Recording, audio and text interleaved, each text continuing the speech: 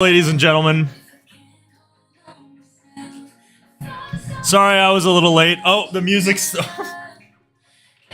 Jesus, I was so focused on trying to get the stream going, I forgot to pause the music I had in the back. Hello, everyone. If you guys weren't aware, I'm late again.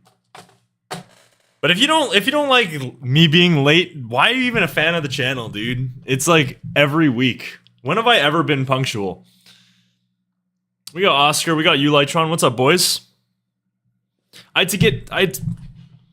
my god, almost spilled that. I had to grab some food I had upstairs. I had to shower. I had to do a load of BS. I had to set up too. It's just all BS, dude. But now we're good. So let's oh my god, that was a stutter and a half.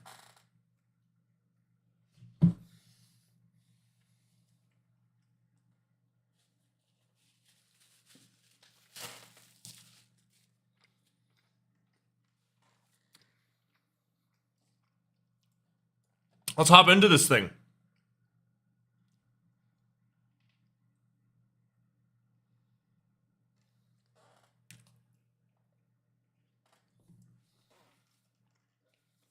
All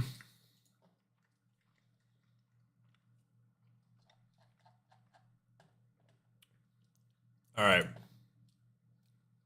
Gonna get a little announcement going here, and then we're gonna get started.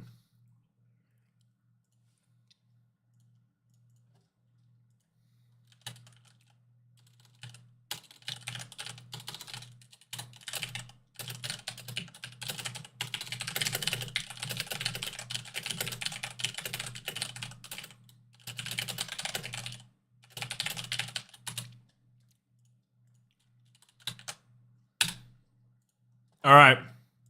The Discord announcement is live. All right, now I can read chat again.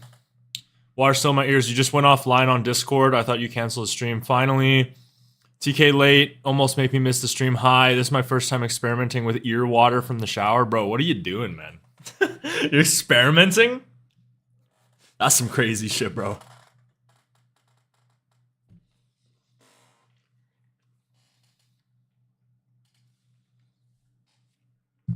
Yes, I've heard some things about the Temanite VIP. Apologies, I probably shouldn't be talking.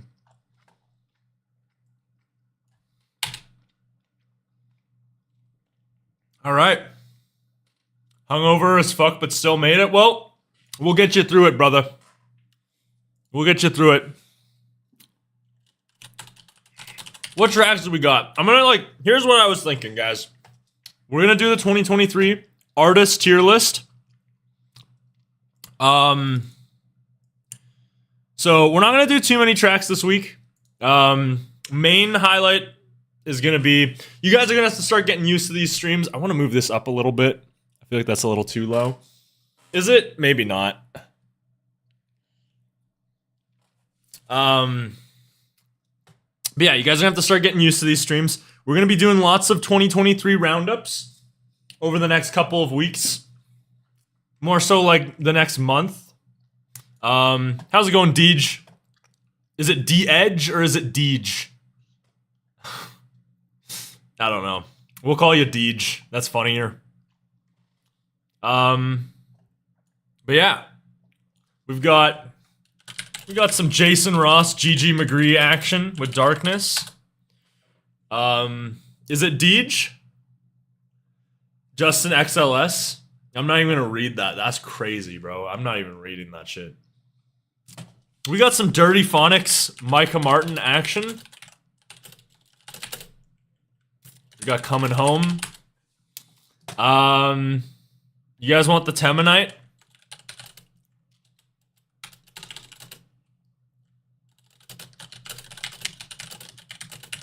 We're gonna watch the YouTube video, apparently. That's apparently worth watching.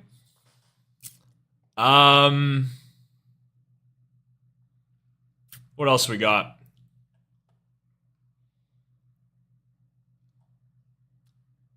Honestly, I don't know if there's anything else I really... Oh, we'll get Muzz.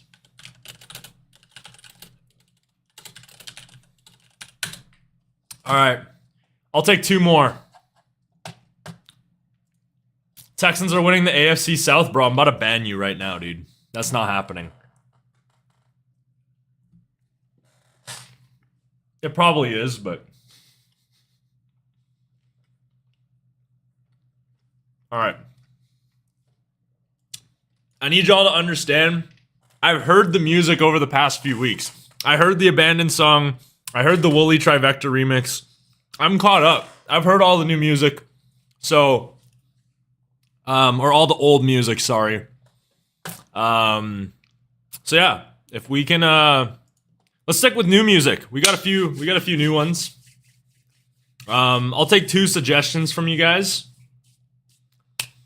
Cause yeah, nothing else is really catching my eye. Caster? Yeah, sure, we'll do Caster. Caster seems fair.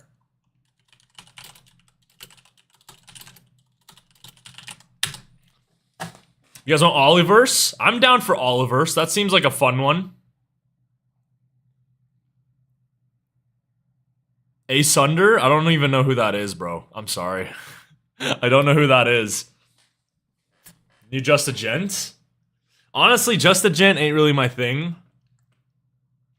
So, I mean, we can. I don't know if it's gonna be my favorite, but we could try.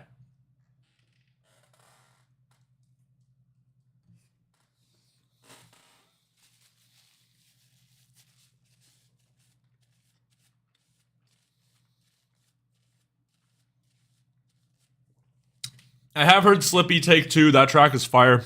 I heard that last week. That track is gas. Okay, we're just gonna do a poll. Do you guys want Just a Gent or Olliverse?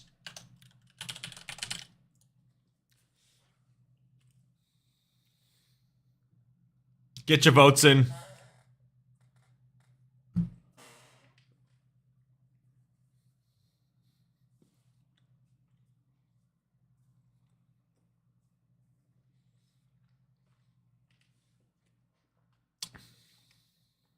Walk on Water remix. I listened to that last week. Or the week before. I don't remember which one it was, but I've heard it. It's good.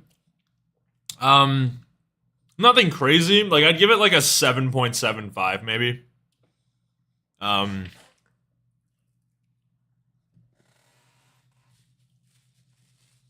promised me and Greg a song every week. Bro, we got a whole ass tier list to get through, man.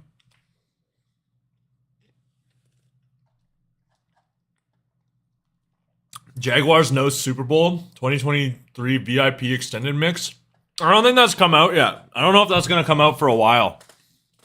So you might have to wait on that reaction. I don't think that reaction will be coming anytime soon.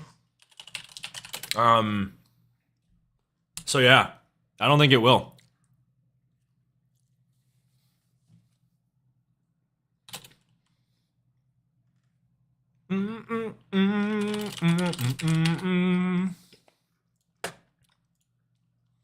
All right, and then we'll do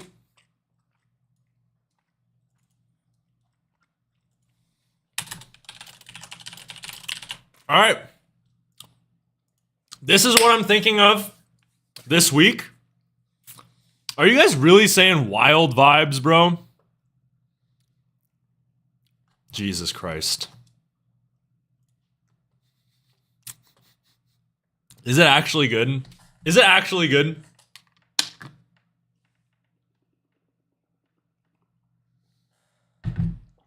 The voice is crazy right now. Bubbly voice? What does that even mean, dude? Am I just very bubbly, perhaps? Upbeat? Only for genre diversity? Alright, fine. I'm gonna check what label it's on first, though, because I feel like it could potentially be on a no-no label. Bro, it's a remix. It's not even Wild Vibes. It's a remix that came out.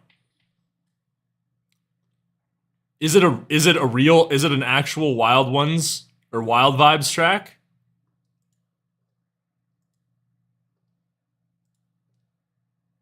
Oh, you have music this week? All right, sure. I'll get you in there. Oh, it's literally at the top of Alk's list. I don't know how I didn't see that. All right, well then I guess that'll be the last one we'll do. It's a based remix? All right, fine.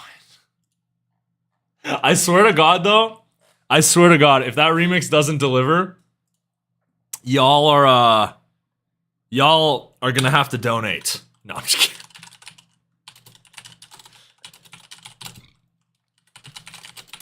Long ass title too. All right, you know what? We'll open it first. We'll open with it first. We gotta do the little TK marketing, perhaps. TK marketing action.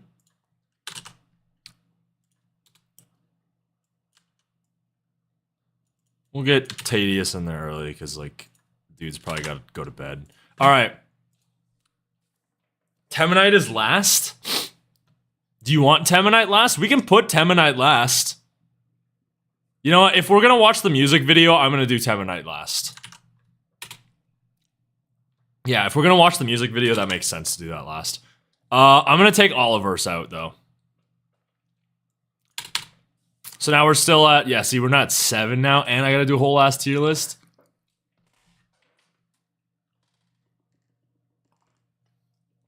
VIP's mid.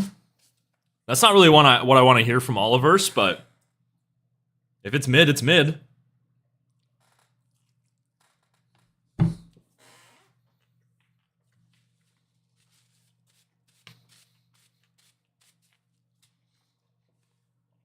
All right, well, we got some Prog House. Little Matrix suggestion. I apparently promised Matrix and Greg a song every week. I don't remember doing that, but apparently I did. I don't know if I'm going to uphold on that promise, but we'll do it this week. We'll do it.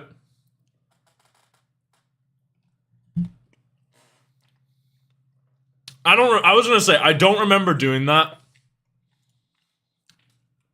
Fuck it, though. You take me away to a foreign place. Only love awaits. It's a little quiet, but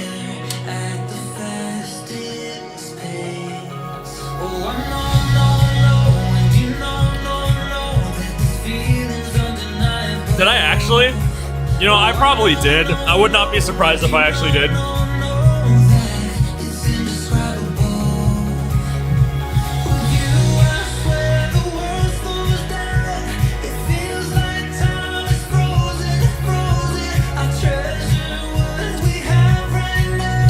I mean, it sounds like Prog House so far. I don't remember that, Justin. I don't remember that. Alright, what's the drop gonna sound like? Are we gonna get some festival progressive house sound?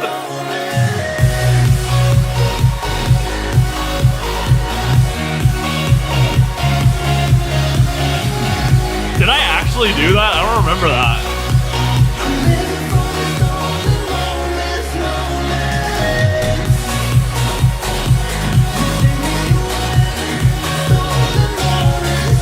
I mean, it's alright.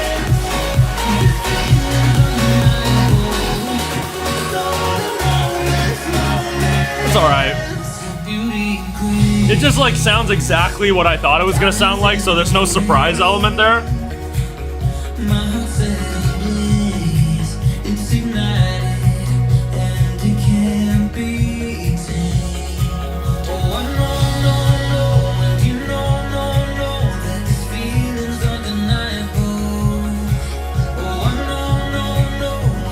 Four out of 10 is crazy. I don't agree with 4.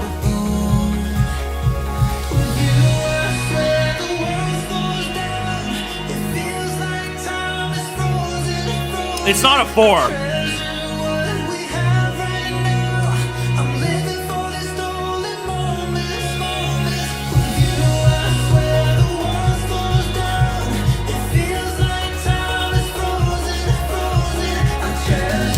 Let's see, drop 2. Is drop 2 gonna be any different?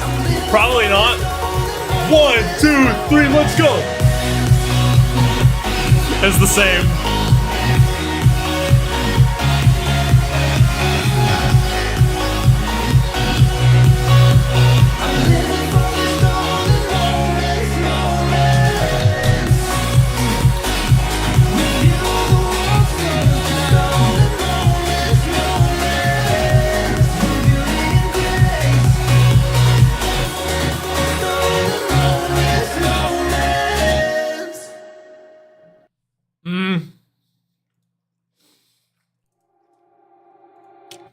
I mean, what is there to say about a song like that? Like, what can I add to the conversation? I feel like I've heard that song 100 times. It's fine. I don't hate it. It's just kind of mid. Yeah, take it easy, Ferris. Have a good one, my man. Prague House never dies. If it doesn't die, it's on it is on its deathbed right now. It is probably, what is it? It's on life support right now. It's plugged into the wall. If you unplugged it, it would probably die. It is on life support right now. If you pull the plug, Prague House is probably gone forever. Yeah, I don't know. There's not much I can really say about that. It's just like standard Prague House tune. 6.25 out of 10. I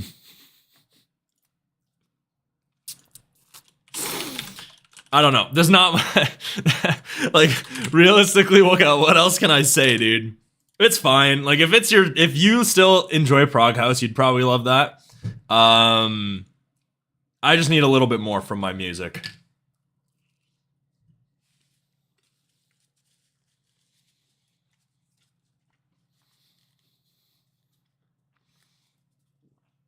I think the only really way that you can guess, that you can make Prague House super enjoyable for me nowadays is gotta have like a 10 out of 10 vocal. Like give me like a Starlight by Martin Garrix. That's like a 10 vocal. If it doesn't have that, kind of tough, bro. What you snacking on? I just got some pizza. I said like 2 slices. I was like, fuck it. We'll just eat it now. I haven't eaten today, so. Do a little schnacky perhaps. I'd rather listen to nothing than that song. That's crazy, bro. That's crazy.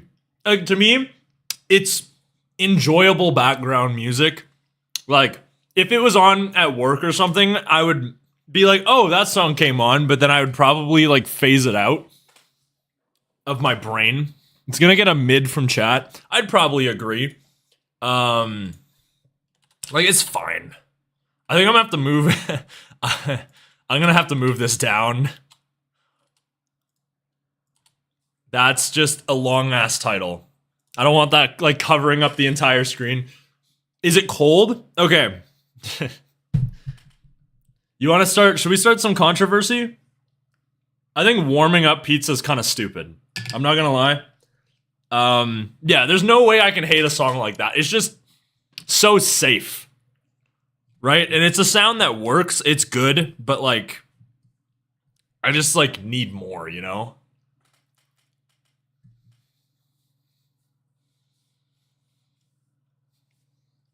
Yeah, I had a feeling that was gonna be a hot take. This is cold. This is cold pizza. Did I just drop something? I'm pretty sure I did. Found it.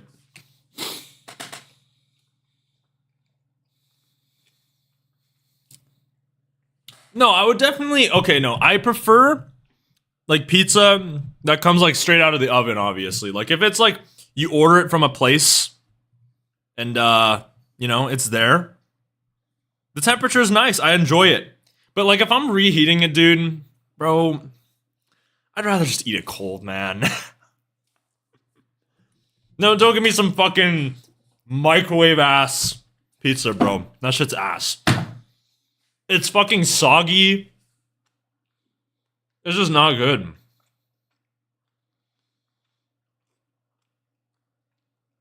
Like, the crust gets fucking soggy. I'd rather not eat that, dude.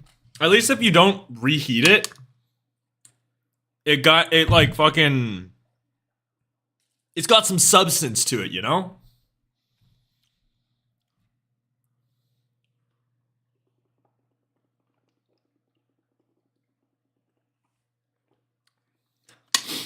Put it in the toaster oven? Dude, we don't have one, bro. I don't have a toaster oven.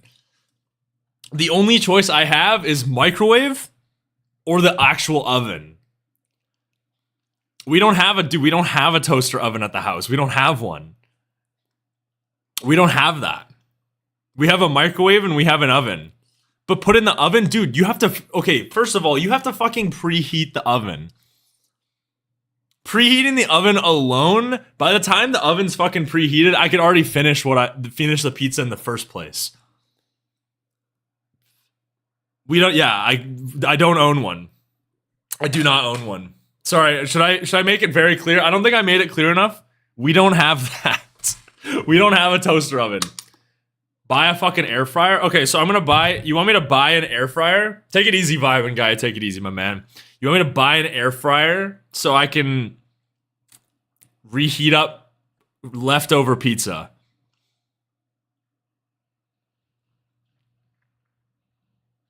Seems like buying a small appliance for only one purpose seems a little out there, perhaps. Live stream of getting an air fryer. Low-key, I could get an air fryer. I probably will at some point. The question is, do I cook? Not really. Too much. I don't like the effort. I'll have to learn eventually. I mean, I already know how. The thing is, I just don't fucking like it. Vlog yourself going to a Walmart and getting an air fryer. Bro, the place that I work, we have like air fryers on for like 50% off right now. Because our store's closing down, so like everything's on sale. Does your mom cook? Nah, she used to. She doesn't really do it anymore. At most, we'll cook like, as like a family. If we eat together as like a family, we'll do it like once a month. We rarely do it anymore. Used to be every day, but now it's not as often. We kind of all do our own thing. Wedges, chips. Do you like pineapple on pizza? No, I don't, but like realistically, it's not. I think that it's not good, but it doesn't belong, man. I think people overhate pineapple on pizza. It's just not. It doesn't belong, though.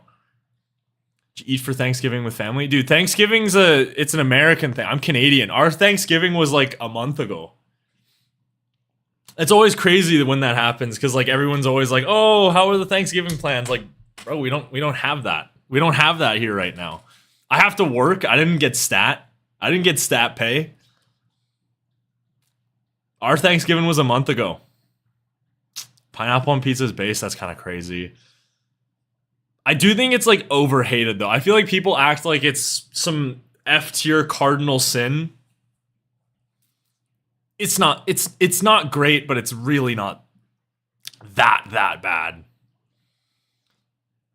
Canadian Thanksgiving probably goes crazy. Definitely not as crazy as America. You guys go crazy in America, dude. Like, you guys actually go crazy. Works on shitty pizza. Doesn't work on high quality pizza. Okay, but what's like the definition of like high quality pizza though? Like, when was like, if you're ordering from any fast food establishment, it's probably not quote unquote quality pizza. Yeah, I agree with you, DDK. Like, if it's on the pizza and the pizza is free and that's the only food available, fuck it. I'll eat it, dude. That's crazy inferno. I won't tolerate that. I almost think turkey's better than chicken. Turkey is fucking gas, bro. Turkey is gas, dude. I won't tolerate that. Turkey's fucking amazing. Especially the dark meat, bro. You get a mix of the dark, you get a mix of the light with the gravy. You can't beat that. With the mashed potatoes and the stuffing. It's dry as hell. You're not cooking it right then, man. You're not cooking it right. The way my uncle cooks turkey, the white meat is so juicy, it's not even funny.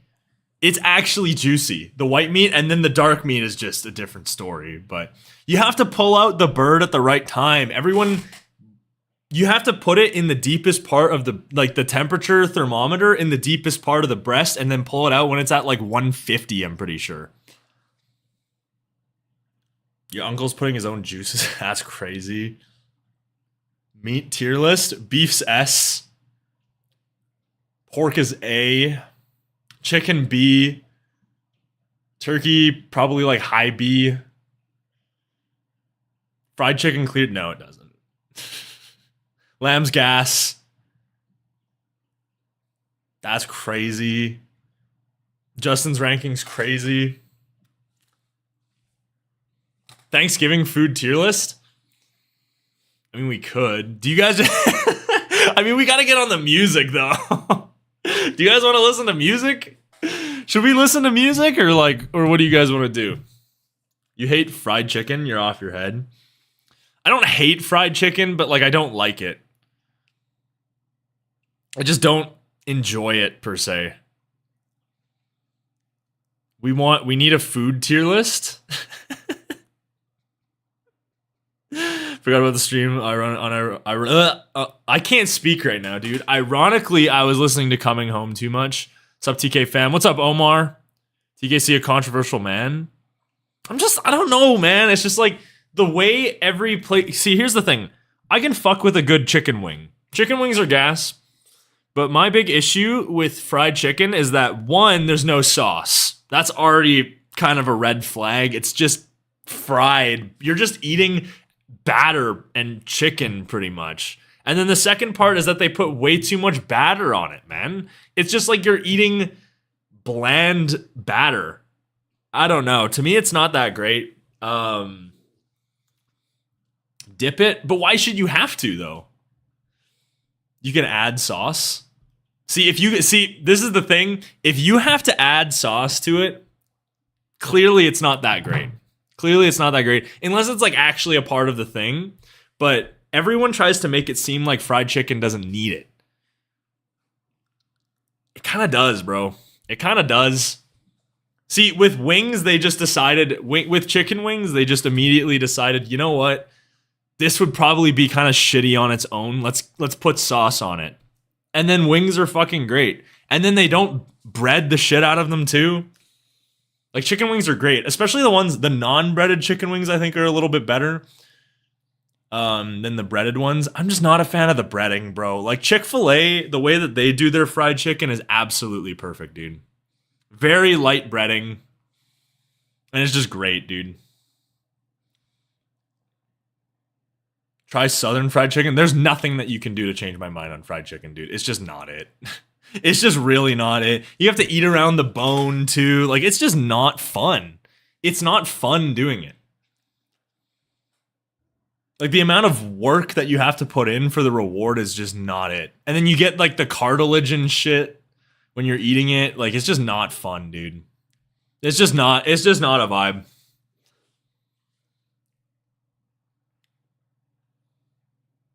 So get breast. See, but then the thing is that you guys keep saying we'll just change it up. Dude, if the food is good, it should be great on its own. Like, what they offer should be great.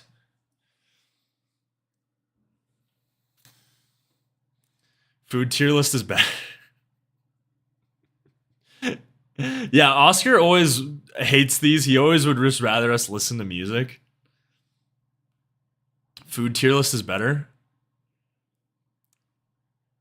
Here's the problem with the food tier list is, like, especially if I did like fast food tier list or something, I haven't been to most of the chains, dude. I haven't been to most of them. In Canada, we don't have a ton. So the only way that I would have been to them is if I had traveled to the US and tried them, which I've done a couple times. I know, because Caden can't stop talking if I don't help him. I'm trying to read you guys' chat. The thing is that when you guys keep engaging in the conversation, that means you guys want to keep it going. Turkey with ranch on... That's crazy, bro. Why are you putting ranch on your turkey? That's kind of gross, dude. The gravy is sitting right there. The gravy is sitting right there for you to eat. Yeah, eating that with ranch is very questionable. McDonald's, Burger King, KFC. Yeah, that's tough. That's tough. We'll need a tier list of tier lists. My guy would get canceled if he started talking about fat. I don't think I have that many controversial ones. The only thing that I would root from is me saying that fried chicken places are just not great. Like, realistically, I don't think my takes are that bad. I don't think they're that bad. Hungry Jack's and Burger King, isn't that the same thing? Yeah, turkey with ranch is insanity. I totally agree with that. That's crazy, dude. Arby's is bad. Arby's is tough. In-N-Out's dope. Double steak, bro. That's crazy. Yes, I've been to In-N-Out. In-N-Out's like a good A tier. Their fries suck, though. And In-N-Out would be easy S if their fries weren't shit. Because you have to get the animal style, obviously, if you go. But, like, just the animal style makes it a little bit better. But, like, on their own, anyone that thinks In-N-Out fries are good needs to get their fucking head checked. Because In-N-Out fries suck ass. Best fast food fries? Would Costco count? Costco fries are gas. I don't think it gets better than Costco. Wendy's have really good fries, too.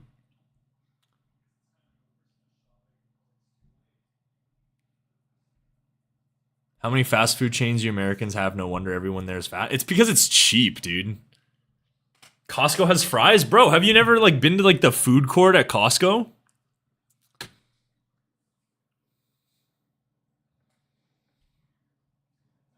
IKEA? Okay, I did not know IKEA had fries. That's kind of crazy. Burger King fries are good.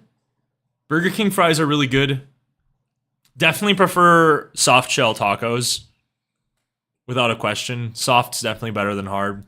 If you take a bite of like a hard shell taco, like it just breaks. Yeah, so we have the Costco poutine, but then you can also just get the fries. S tier, bro. Top tier fries. Doesn't get any better than that. Burger King fries are really good. Field hockey. I don't know why you posted that emoji. That's kind of crazy. And random. McDonald's fries are kind of mid. That's another hot take I have. They're kind of mid. Very overrated, I think. I think a lot of people like let nostalgia influence them enjoying McDonald's fries because like they probably just ate them as a kid. Like they're not really that great. They're worse than mid. I mean, they're not bad. I think they just get cold really quickly. Music time. Should we listen to more music? Yeah, they oversalt the fuck out of their fries. They really do. Yep, agree with that today. And it's not like a too crispy, because I think that a lot of fry places can ruin it like that, where they make it way too crispy. Burger King's is like that perfect consistency. What is music? McDonald's breakfast? Dude, McDonald's breakfast is kind of mid, bro. I'm not gonna lie. See, you know what they did in Canada? I don't know if it's a thing anywhere else, but in Canada, what they did was they did an all-day breakfast where you can get breakfast all day. Why isn't there all-day lunch? Like, why can't I get a Big Mac at like 8 in the morning? Why do I have to settle for this like bullshit fucking McMuffin when I can just get it? I want to eat a Big Mac, dude. If I want to eat a Big Mac and get like a Coke and fries, why can't I get that at like 8 in the morning? Like, do I have to settle for their bullshit breakfast? McGriddles are kind of fire. I'll give you that. McGriddles are gas. I'll give you that. It's not that great, man. It's really not that great. Before my break is over. All right. McDonald's hash browns are good too. It's like everything that's not. The next song is legit gonna be a 0.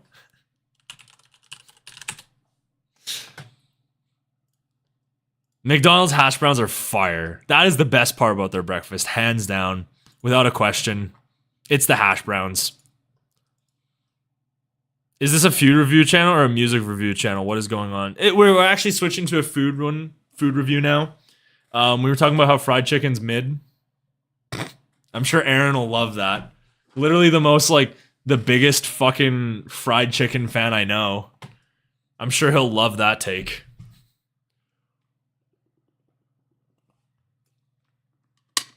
All right, let's get into it. We got Dirtyphonics, third single off their upcoming album with Micah Martin, or as some people are saying, Micah Midton. To me, that's crazy. I enjoy a good Micah Martin vocal, but don't know what to expect. Also, kind of a crazy start so far.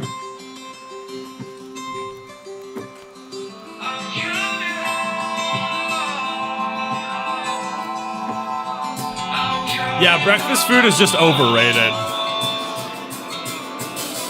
made it up to the better in hard times. These are hard times now.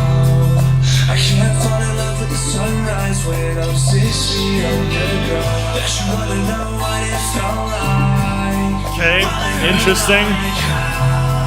Do you think it's the best of the three? Revenge is gonna be tough to beat.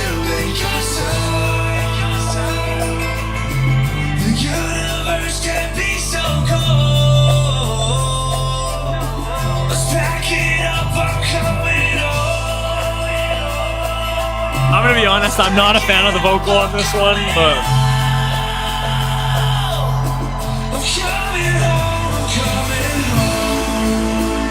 it's gonna be drum and bass? Yeah, this is the third single off the upcoming album.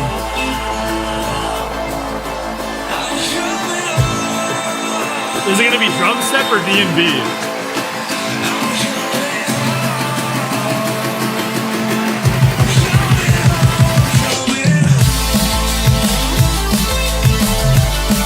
Melodic D&B, okay. Did not expect that.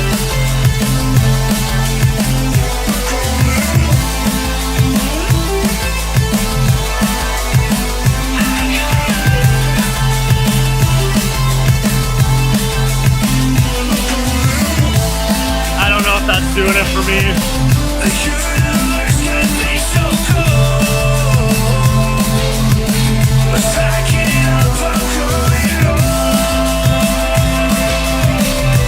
More from the bass on that.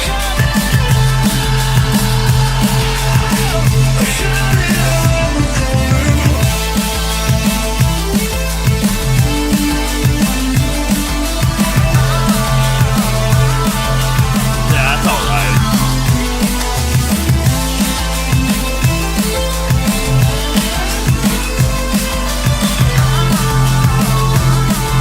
Yeah, 2's crazy. I don't think that's a 2. Melody just isn't really clicking with me much at all. That's alright though. I mean, Dirtyphonics trying with some melodic shit, I can respect it. It's kind of crazy that they got Micah Martin for a melodic one though.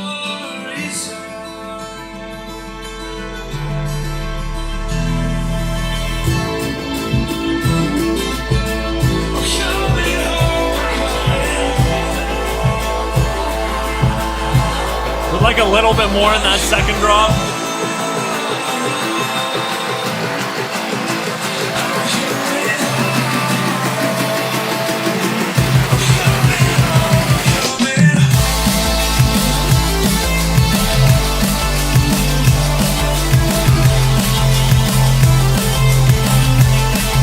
Yeah, I don't know about that.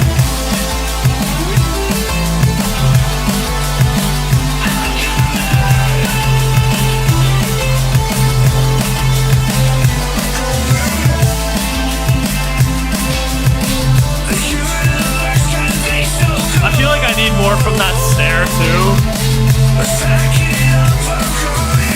Needs more punch to it.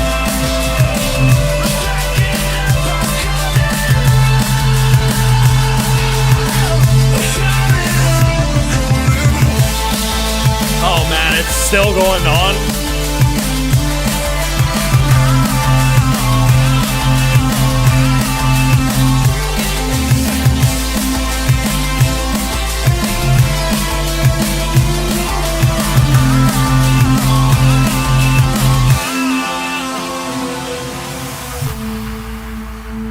Yeah, I don't know. I feel like if you're gonna go for that melodic D&B type of sound, like the melody has to be just like absolutely top notch.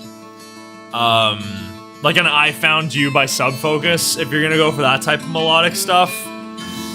Melody just wasn't really doing much for me on that. And the second drop kind of overstayed its welcome, if I'm gonna be honest too. Yeah.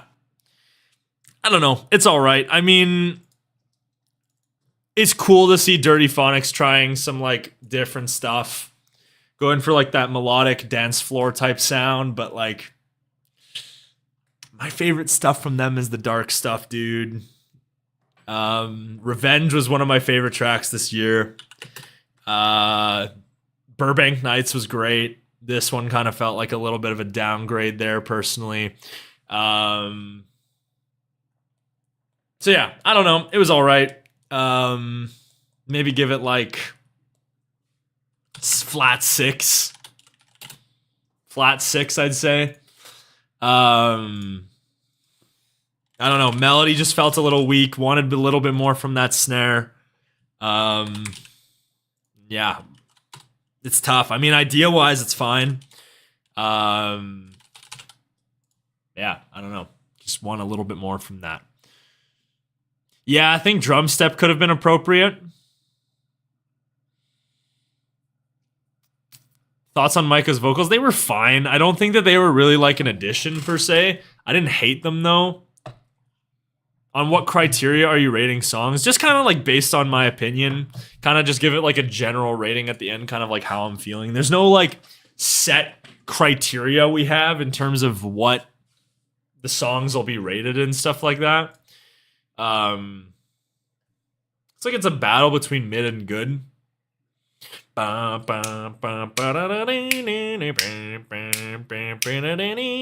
it's just it's like it's a stuck in your head type melody, but it's not really a good one.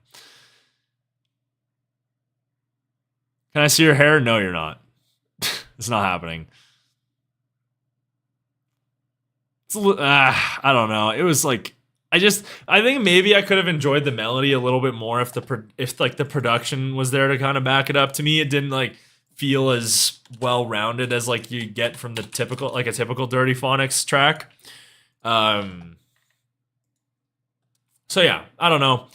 That's kind of how I'm feeling on that. I think that just not really my type of style. I think for me, melodic D&B is a lot more difficult to nail down than like a Dimension DJ turn it up type of dance floor where it's not necessarily melodic. It's got that bass heavy sound, but like melodic D&B like that, to me, that's very difficult sound to nail.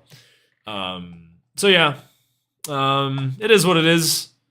So not too hot on the third single from their album. Still excited for it though. Dirtyphonics, one of my favorite artists in the bass scene. So yeah. Anyways, next up we've got little Today's song with Morva and Solek. I don't know really who any of these people are. Let's just give it a listen. I don't know what to expect or what I think we're gonna get. We're just gonna hop into it.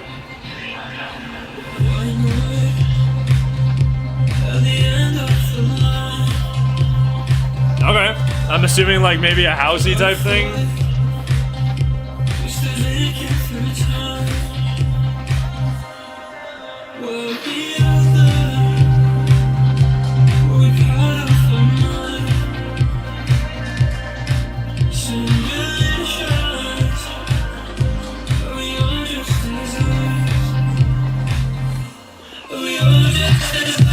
That was cool.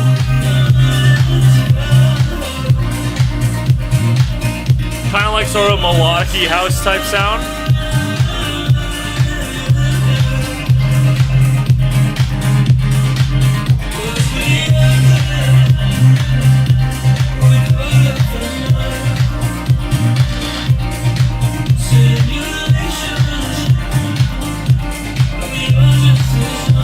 Yeah, that's not bad so far.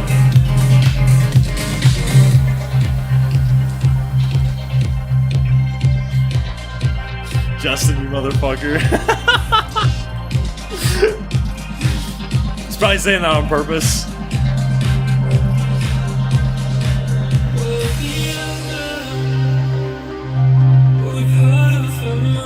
This part's cool.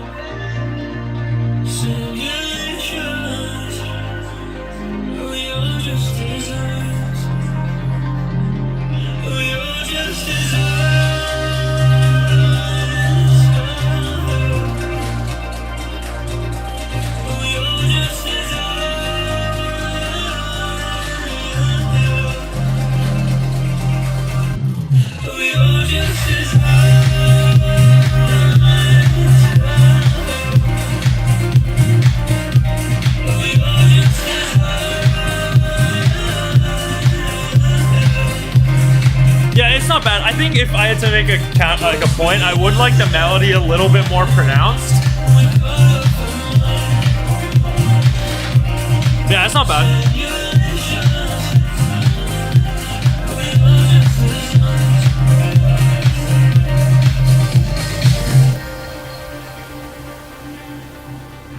Yeah, there's some cool moments. I really like the atmospheres, as like Matrix said. I feel like atmospheres are definitely kind of a highlight on that.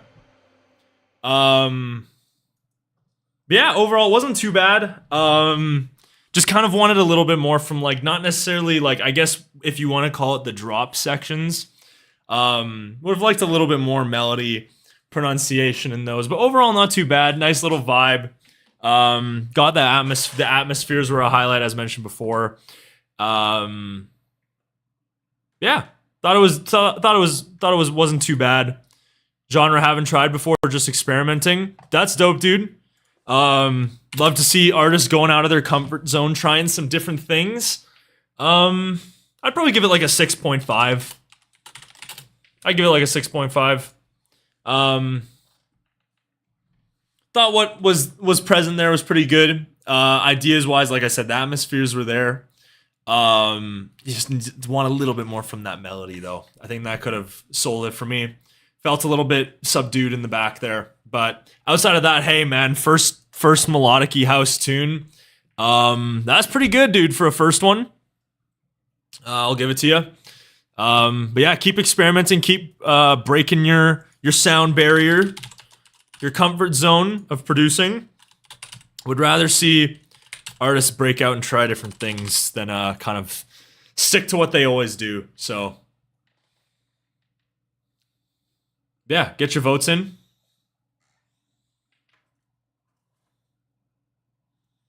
Blame the label, they redid the mix. They didn't like the mix.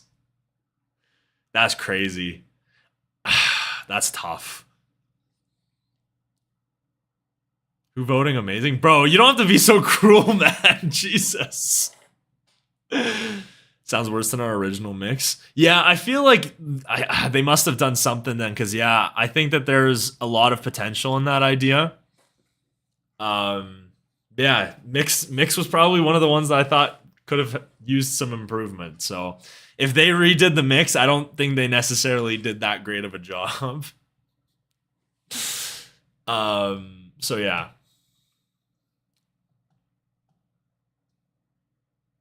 Looks like we're on pace to a third mid this week. Yeah, I don't think it's remotely stinky. I feel like no matter what song, we could listen to like Worlds Away and someone will vote stinky, bro. That's just the way it is sometimes. It's gonna get a mid from chat. Yeah. I'd probably say I tend to lean that way, but again, I think that there's potential there. If the label fucked up the mix, then I'm sure that the original one probably sounded a lot better. Yeah, overall, not too bad, especially for a first song like that. Again, breaking out of your comfort zone, trying some new things. I think that's a good thing. 100%, I agree with you guys. Agree with you guys 100%. All right. What is our next one? We got a little Muzz action. Some Muzz D&B. I didn't really like the last one that Muzz did. What was that? Pressure on the Masses. I didn't really like that one that much. But F minor simulator and Ready for It. Top-notch D&B. It doesn't get better than that. So yeah, let's head into Don't Stop. Give me something. Okay, that was loud as fuck.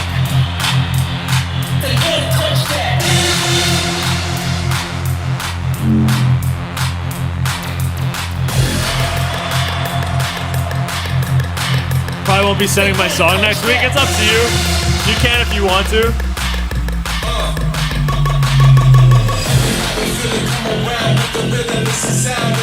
This already sounds gas.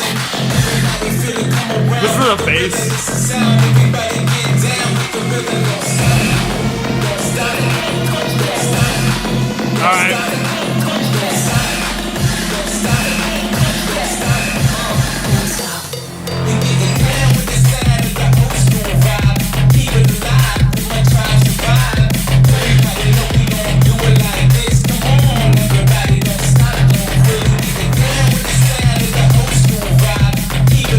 Okay, I will say,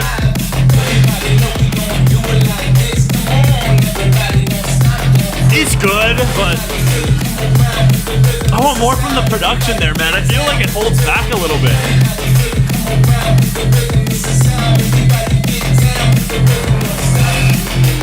Is there feedback?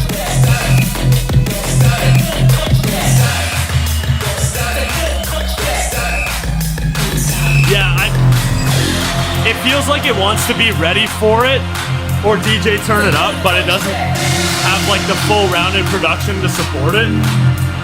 The basses in the intro sounded great, but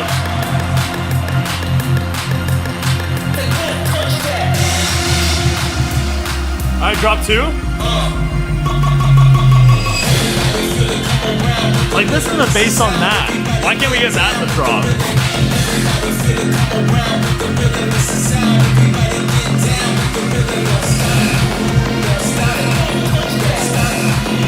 Got the whistles too.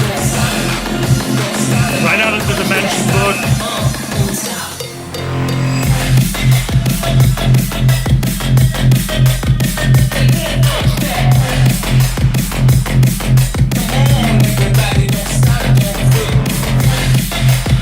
I need more from that snare, man. It's still good though.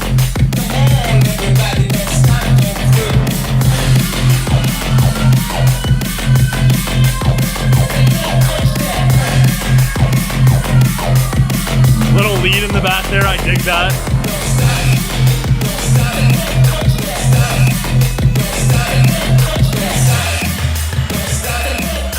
Yeah, I need more from that snare. Might be an L snare. Well, that was short but sweet. Oh,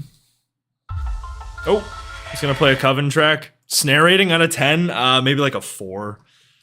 Needs the snare needs the meat, bro. The snare needs the meat. It just it wasn't there on that. Need more. I think that's, it's like the same thing I felt with the Dirtyphonics one. It's like, you can't have, the thing that makes D&B is the snare, dude. The snare's gotta be fucking there. I don't know. I thought it was good. It's definitely better than the last track Muzz did. Which was the last one he did. It was like the Pressure one. I don't even remember the name. I didn't add it. Pressure on the Masses. That one was definitely not my favorite. Yeah,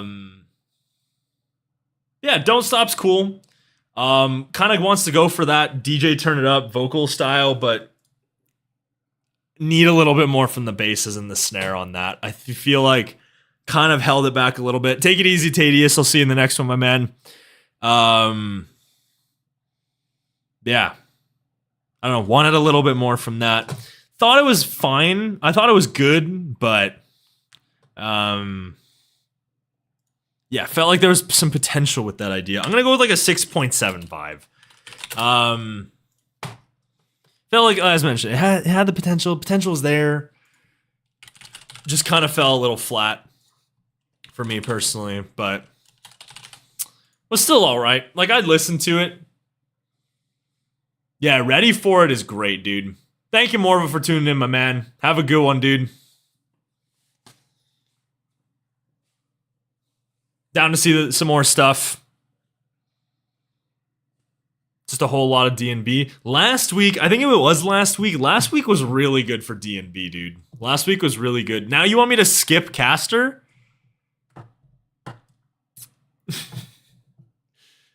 Wait, why? Weren't you the one that recommended Caster? Is this the same thing as that, like, last week where you recommended Caster and then you're like, I actually don't want you to listen to it?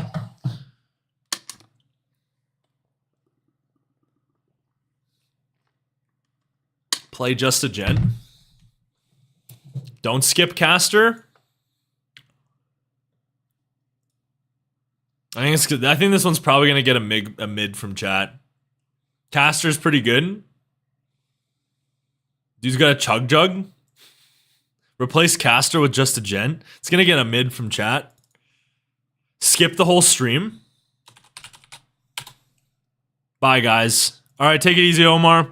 Yeah, that'll be it from me. We're just gonna skip the stream, guys. So thank y'all for tuning in. Since Omar said that we have to skip it, we're gonna skip it now. So yeah, I'll see you guys in the next one. Peace.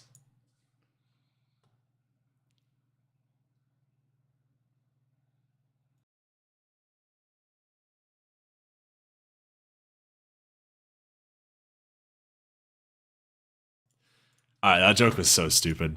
All right, I didn't even have an outro ready. It was just literally the Jeopardy background that I have. Like, this is I only have like 4 scenes. TKC starting soon. We have that one. I've only got like 3 scenes, dude. Those are the only scenes I got. Yeah. You guys want to hop into the next one? He's gone. Let's talk shit. You need a scene for screen sharing? Is it this? I don't know. Should I share my... There's nothing bad on here. Nope, that's not that. That's the My Dreams EP thing that we did. Yeah, that is not screen sharing. That is not screen sharing. Can we skip to the tier list? Dude, we gotta listen to 7 Lions, though. How can we not listen to 7 Lions? And it's a Jason Ross collab, too. That one's a must listen. Let's hop into Caster. Caden, has Callie texted you back? Nah, she didn't text me back. It's all good, though. You know what? It is what it is. Some things aren't meant to be. And as mentioned before, you know, I wish her the best regardless. Anyways, we've got Hexed Opera by Caster. Little Monster Cat release. I think he's got an EP on Monster Cat, if I'm not mistaken.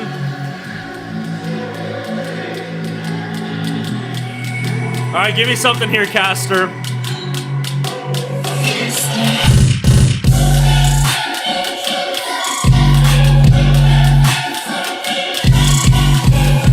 I don't know about the trap opera thing.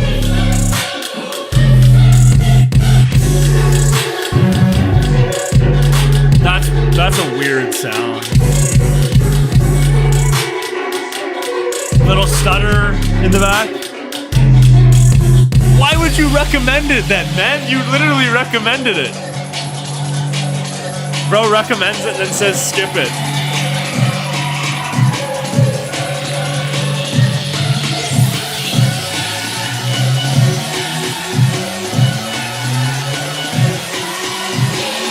Alright, drop one.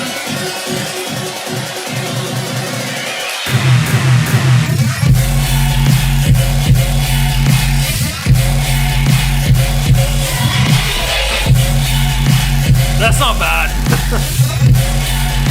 The snare's got the punch. That part's cool.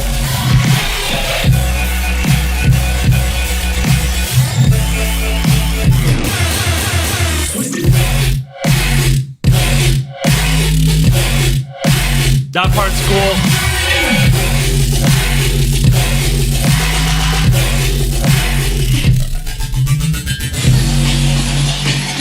Yeah, that was good. I still don't know if I'm fully sold on the idea, but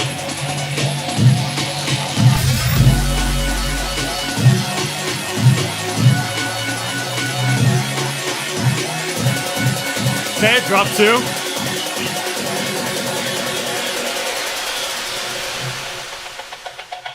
Psytrance?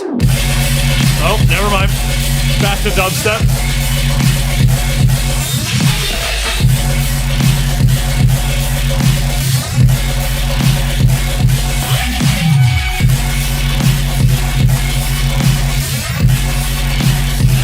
You feel like this idea needs a little bit more to it?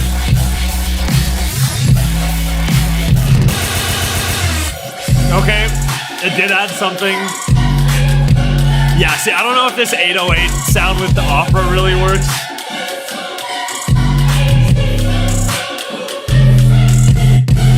It's unique, I'll give it.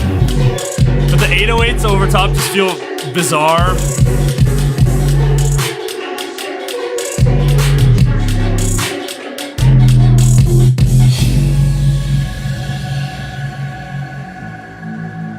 All right, slowing it down a little bit. Oh, that's it. Okay. I thought we were maybe getting one more drop. That's it. Man, this week is really not it, dude. This week's really not it. I mean, it was all right. I think that's the best song we've heard this week.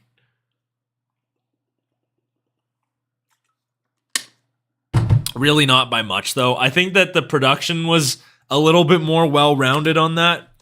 I think I'm going to drop this to like a 6.5. I really wasn't that big on the Muzz track. I think I was a little generous on that. I'm going to give that one a 6.75. I felt like, I think what a lot of people were saying, I think ideas-wise it was there. Snare, it was there. Yeah, I don't know. I just felt like it could have benefited from a little bit more of an addition to the idea at times. Felt, I don't know, a little like it needed a little bit more there. So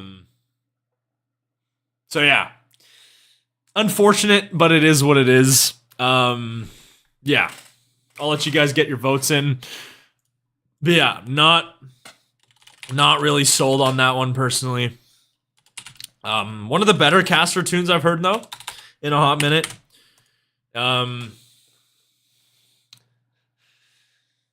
Yeah. Get your votes in. And then you got boom, boom, boom, boom. Saw the music video too. Yeah, we'll watch the music video. I don't know, everyone's saying that the music video is like the big deal. Caster peaked at Kingslayer. That's where Caster peaked. Caster peaked at Kingslayer. It hasn't gotten better since.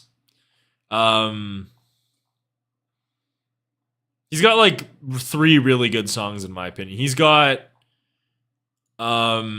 Sacrificial, Leviathan, and then Kingslayer. Kingslayer is definitely the best. Black Sands EP is amazing. I don't know if I'd say that. I'd say that Curse of the Silk Road is probably the best one. That's an overwhelming mid from chat. I did not expect that. That's kind of crazy. It's been a mid-week. What do you think of Ishtar? Ishtar's all right. I don't know. I've just like haven't been in love with like the... It's cool, but like I just need a little bit more from it, dude. It's just like instrumental melodic tune. Like to me, the instrumental, if you're gonna do like an instrumental, it's gotta be like that Ophelia type stuff where it's got like 4 different drops and like all different subgenres. That stuff's cool. Like Kingslayer. Yeah, I don't know. Should we just hop into the next one? Is it 7 Lions time? Do you guys want to do 7 Lions next? I should probably start recording if we're gonna do 7 Lions. We'll start recording. I haven't been recording. We got Jason Ross. Jason Rass. Some Jason Rass, perhaps. That was so stupid. But yeah, we got 7 Lions upcoming. What's up, Will? Yeah, I don't know. I know what you guys already probably know what I think about 7 Lions' year this year. Hasn't been the greatest, in my personal opinion. I mean, he did the VIP tracks or the deluxe tracks. Alive was really good. Brightest Light is good, but nothing too special in my opinion. And then Over Now, not really my favorite. Moonlight, even more not so my favorite. So I don't know. We got Jason Ross, 7 Lions, Gigi McGree. I've heard it's progressive trance. It got spoiled in my Discord. So yeah, we've got that. So yeah, 128, maybe like a little another higher love, perhaps. Known you before type. People are saying it's mid. That's not encouraging. That's not what I want to hear. But let's get into it. 3 minutes and 21 seconds. Jason Ross has been great this year, though. I'm starting to feel I'm breaking here. I was floating on ice, but still holding tight. I didn't want this. It was Jensen, Matrix. It was Jensen who spoiled it. It was Jensen. You whisper, I scream, I can feel anything. Will you kiss me alive? So I know that you're mine. Great atmosphere so far. Stay by my side.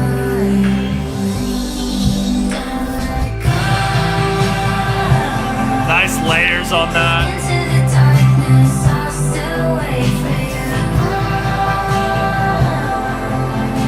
Your blood bleeds in my heart. It's a nice vocal. I didn't like the first vocals, but the chorus is really nice. Alright, let's see the drop. Darkness, I'll still wait for you.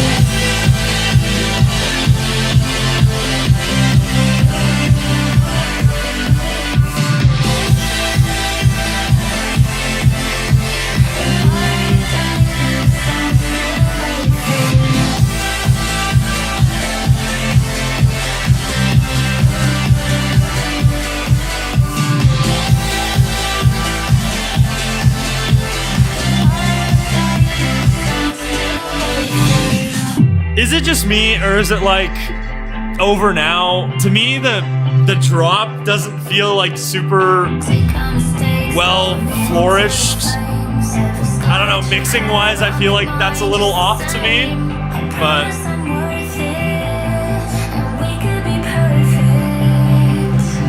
I feel like that had potential.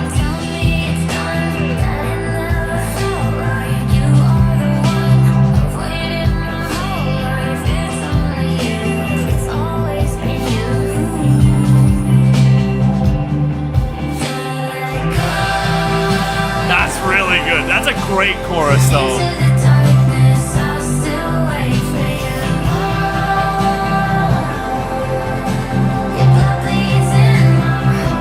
It's a great melody there. Is it gonna go to halftime?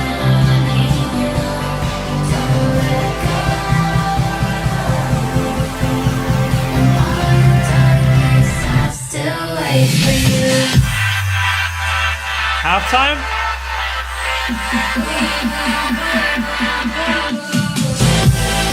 Nope, never mind. Back to the four on the floor.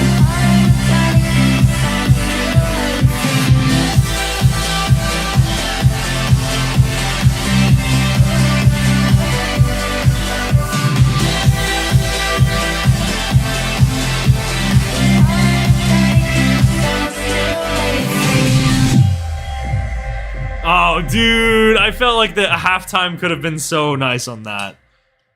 All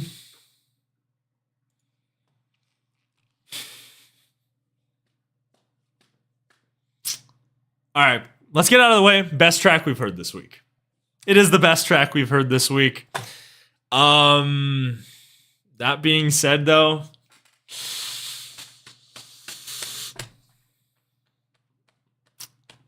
it's tough seeing this from Seven Lions, man, because like Seven Lions, I would say is my favorite artist, dude. I would say Seven Lions is my favorite artist, but like that's kind of 3 collabs in a row from Seven Lions where I feel like the production has let me down, which like that's never been a thing from Seven Lions. And now seems to me like it's been 3 tracks in a row that I've kind of had that be the main issue with the track. I actually think ideas-wise, this is great. Obviously, with Jason Ross involved, you're going to get some great songwriting. You're going to get some great verse production. But yeah, I don't know. Production-wise, to me, the drop just feels a little flat. It doesn't have that huge sound like Known You Before or like Higher Love or something like that. So yeah, I don't know. I feel like I'm in this like almost like Crystal Skies period, where like the production of them sounds so different from what they used to sound like. And so it's just kind of bizarre seeing that from Seven Lions, because Seven Lions, like, I don't think I could name a song from Seven Lions where production is the thing that holds it back for me, and now it's been 3 in a row. So I don't know, man. Especially from Jason Ross too, man. Jason Ross has like some of the best production I think ever. Jason Ross never fails production-wise for me, and just to see a collab from them kind of fall flat in that aspect for me, that's tough, man. That's tough. I will say though, like I said, ideas-wise, it's still great. Gigi McGree, I didn't like her vocals really in the verses, but the chorus was fantastic. She did a great job in the chorus. Great songwriting, layering the vocals over top. That was really strong. But yeah, need a little bit, I felt like just need a little bit more impact from that sound, you know? Especially from Jason Ross, who does, like Will said, so much trance. Just want a little bit more from that, but you know what, it is what it is. I'd probably still add it, maybe give it a chance. I do think it's also better than Over Now and Moonlight. But I mean, when you've got Seven Lions and Jason Ross on a song, that's tough. That's tough. I think that's probably that might be my least favorite collab from them. I'm not gonna lie. So yeah, that's tough. That's tough. I'd probably give that like a 7. Maybe a flat 7. I'd give it a flat 7. And that's a lot largely to do with the chorus for me. But yeah, I think with a stronger, more full sound on that, I think that really could have sold the energy. I think we could have been talking like an 8.5, 8.75. I think the idea was there, but yeah, production-wise, just kind of holding it back for me. So that's unfortunate, man. That might be my least favorite collab from them. Yeah. Maybe, yeah. I was about to say maybe Foolish of Me. Foolish of Me is probably better.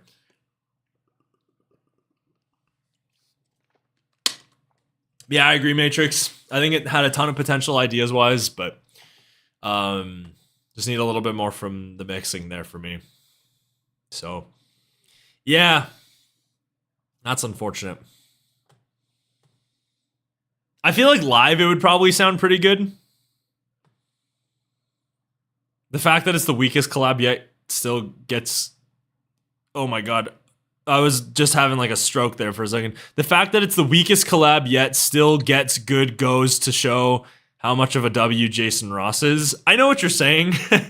I know what you're saying, that the fact that it's my least favorite collab and it's still a 7, they produce magic, dude. The two of them absolutely produce magic. It was only a matter of time before... By the way, it's going to get a good from chat.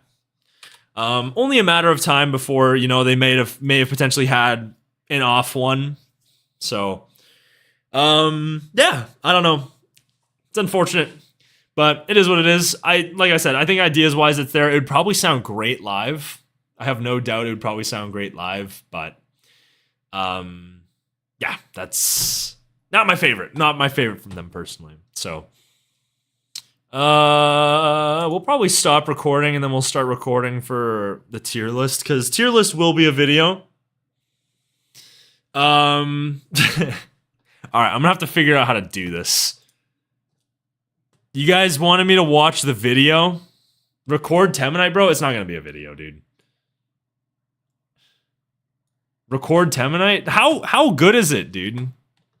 What even is it?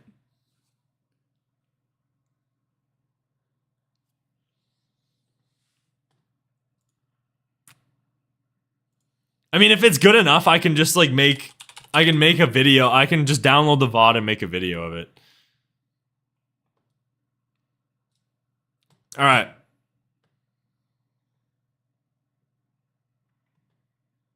I'm gonna have to try to figure out how to do this.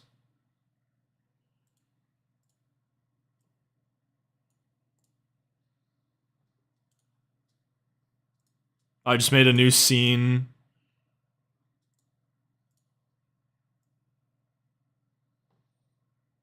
All right, we'll put ourselves in like the corner here. And then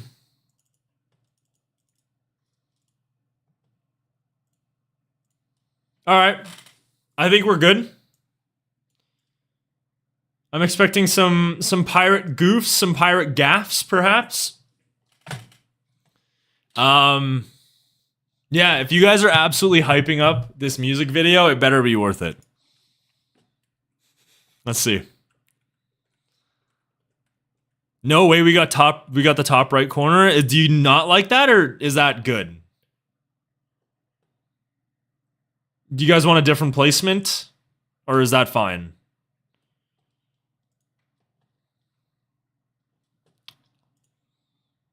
We'll go full screen too. Oh, hold up. No, we're not gonna start yet. I know Sesh the Seven Seas is like a goofy little gaff song. So I have a feeling it's probably gonna be a little goofy, but let's listen to it. I have to turn it way up though. Another classic day of being a pirate. What shall I do? Have Quality's breakfast, bottle of rum. Need to get that in 1080p. I was seeing pixels, bro. Is my internet that bad because I'm streaming? Clean my pirate teeth. Do my pirate taxes. No, wait, I'm a pirate. I don't do taxes.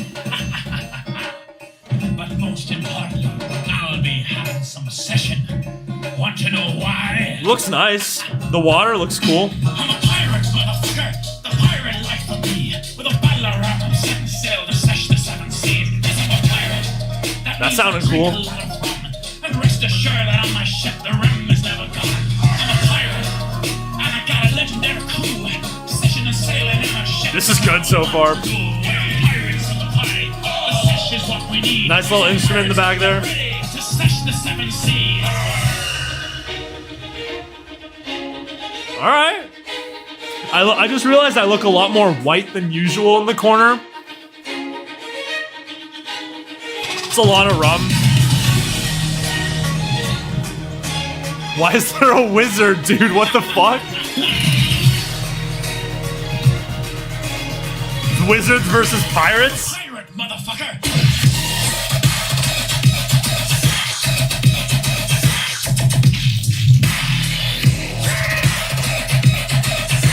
That's gas.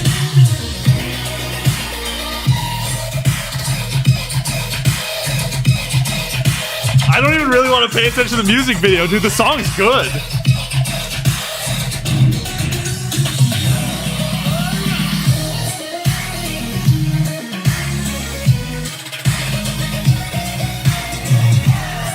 Oh, they're humping.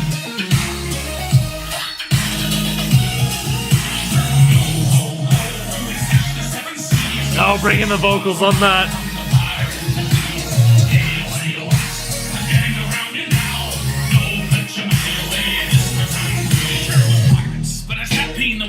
Yeah, that's good, dude. That's a great drop. Sounds like the Kraken. Am I remembering the right one, or is it Thunder?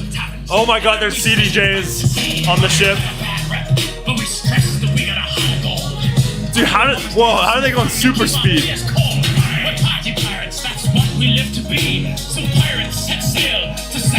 They just stop. It's just like straight up defying physics, bro. Temanite Island.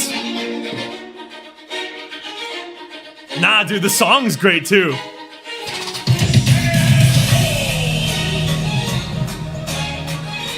It's the Wizards, they've come back. I'm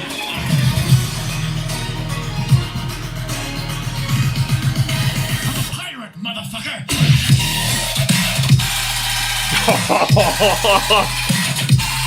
The rubber ducky.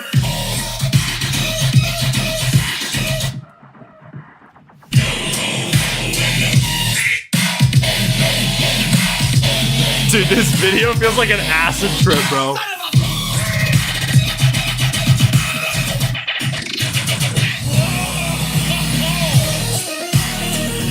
Dude, this song's fucking good, man.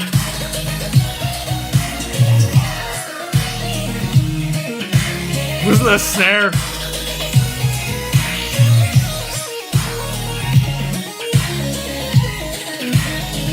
They're having like a dance off now.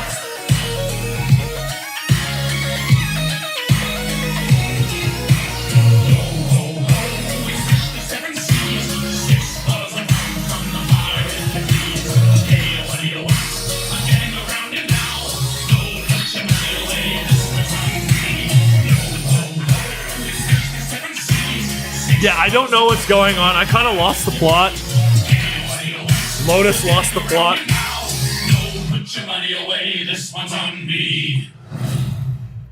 Yeah, that was fun. That was fun. Little fun music video there from Temanite. I know that Raise the Black Flag is also a really great music video too. Yeah, that was fun. That was fun. I'll give it a rank. But yeah, I thought overall, sound design wise, top notch. Temanite did a great job. Temanite for me is very hit or miss. Unpause. Did I miss something at the end?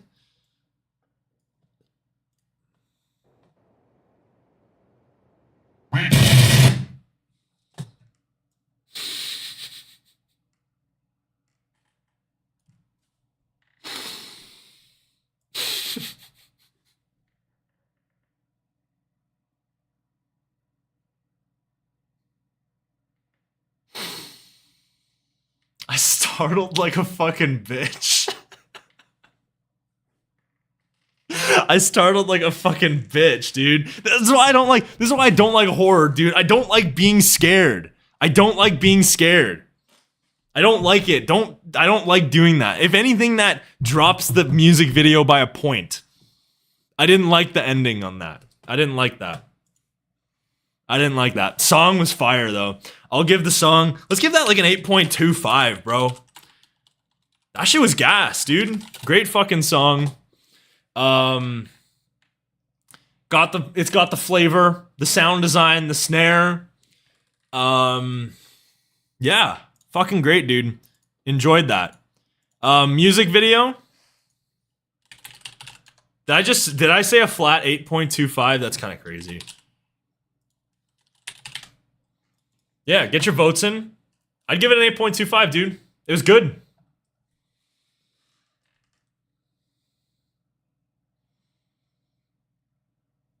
Boom, boom. We'll sail the 7 seas. We'll listen to this while we're waiting.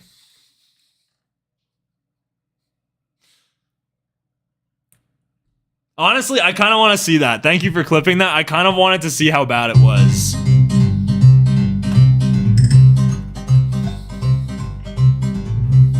Get your votes in.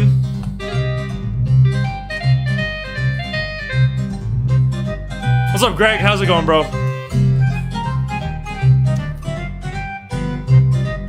This song's gas, bro. Alright, I'll watch it after the stream.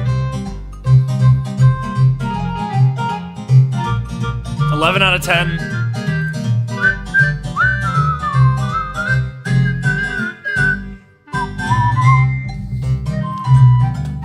Alright, it's gonna get a good from chat. I'd agree. I think it was good. Nice little number from Temanite. We got Oscar with the €2. I love you. I love you too, Oscar. Thank you for the €2, brother. Thank you for what you do with the channel. Appreciate it. I want to get text-to-speech donations. Is that a good idea? Is it a bad idea? I was gonna set it up for this stream and then I forgot. Maybe we'll have to do it for next stream. I feel like that's a really bad idea. Especially with like Justin watching. I feel like text-to-speech could be a bad idea. This song's gonna take the stream down. If it does, I feel like it's worth it. This song's fire, bro. Do you guys remember playing this game as a kid? Or are you guys like too young? Did you guys play Club Penguin?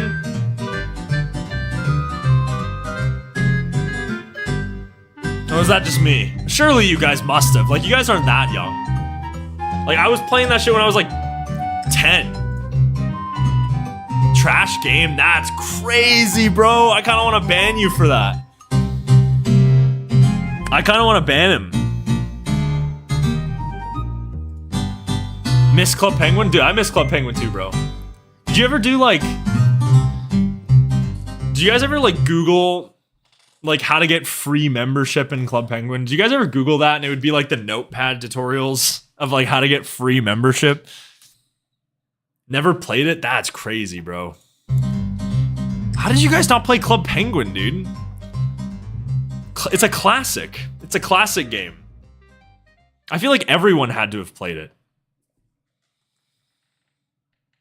Getting all the puffles. I remember the puffles, bro. I remember it was like the red and the blue one were free. And so like if you had like the red and the blue one, you were like weren't as cool as everyone else.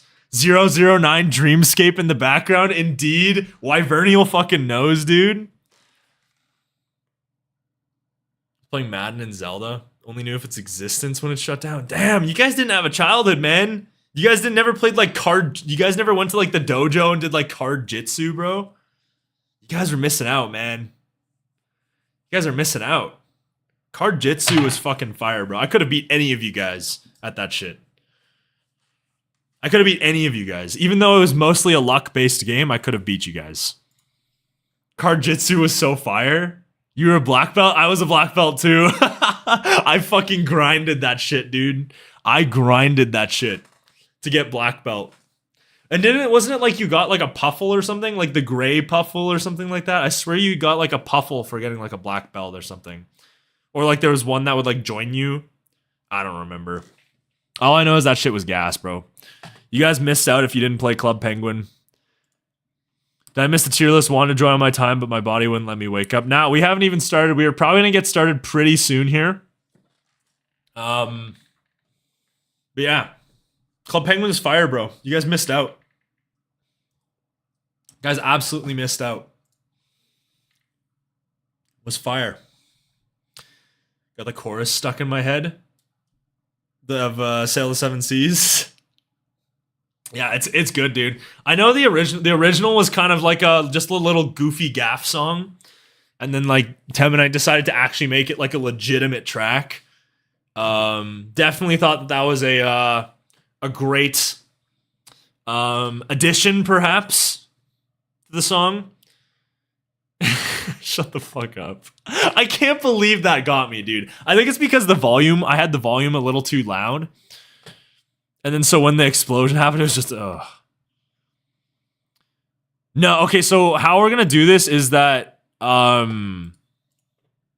feel like I probably shouldn't be showing this. Should I be showing this? No, I think I'm gonna hide this. We're gonna hide my statistics. You guys wanna see really quick? The William Black video is doing pretty well. It's doing above average.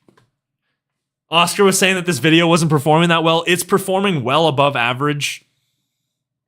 Second place out of my past 10 videos. What are we doing right now? Okay, so I have to go here to get the tier list. That's why. I have to go into my channel. So you guys get to see the ins and the outs of the YouTube channel. Do I have any unlisted videos? I probably have blocked videos. Do I actually have unlisted stuff? Okay, that's crazy. That video is never making it to the public. How's it going, Areeb? That one is unlisted. Go back 10 minutes. Yeah, you can watch the Temanite reaction back 10 minutes. I don't know why I keep scrolling. Like, I don't think there's any unlisted videos. Show us Africa. Okay, it's not even that bad. It was like a video. It was a video that I made because me and Top Beats were going to do a video that never made it to the public. Like, this video is like very nothing.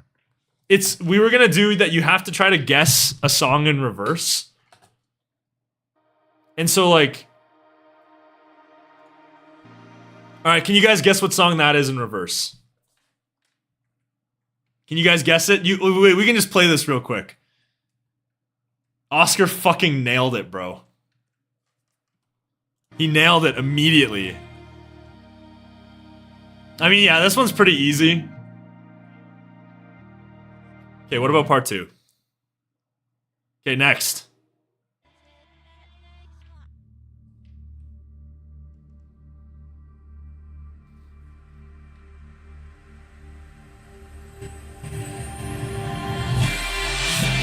All right, you should be able to get that. I feel like that's enough. You should be able to get that. Yeah, the images are cursed as fuck, by the way. They're just dumb. What is this illustration? Is it not enough? I feel like this should be more than enough.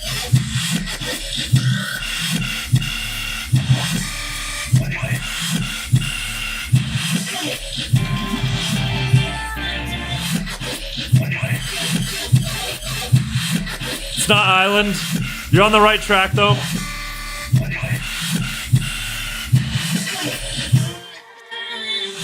Yeah, Ryder got it. It's Nothing Left by Wooly and William Black. All right, next we got Congo. This one's too easy. Should be able to get it like that instantly.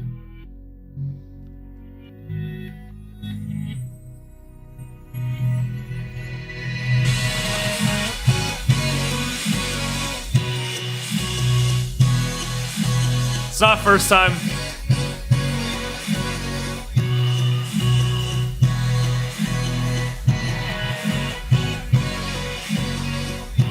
No, you're on the right track.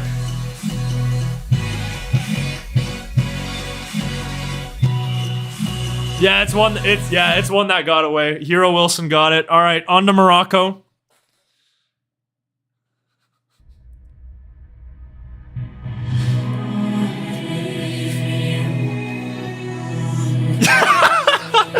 You tuned in at the right time. Did we end up even recording this video? If Greg doesn't get this, I'm gonna be disappointed.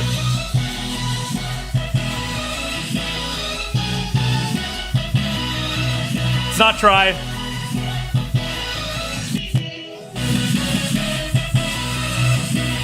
It's not Homesick. It is Home. Matrix got it. Matrix got it. On to Swaziland. It's Home.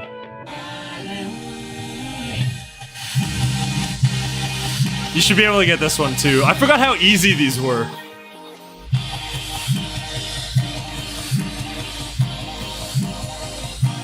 It's not Seven Lions. It's not Dreamin'.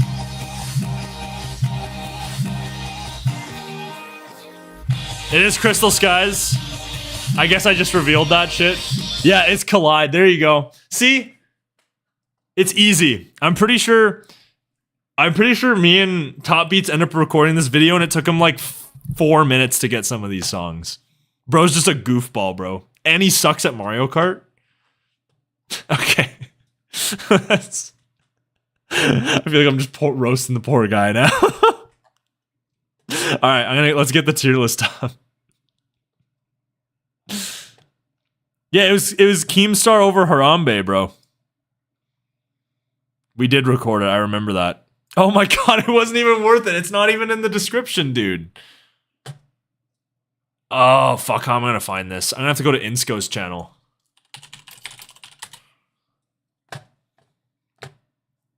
Yeah, it should be this one.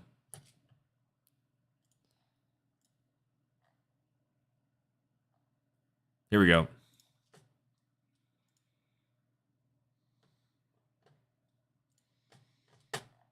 All right. This is a little bit of a familiar tier list for you guys. We did this one before. And we're going to be doing it again.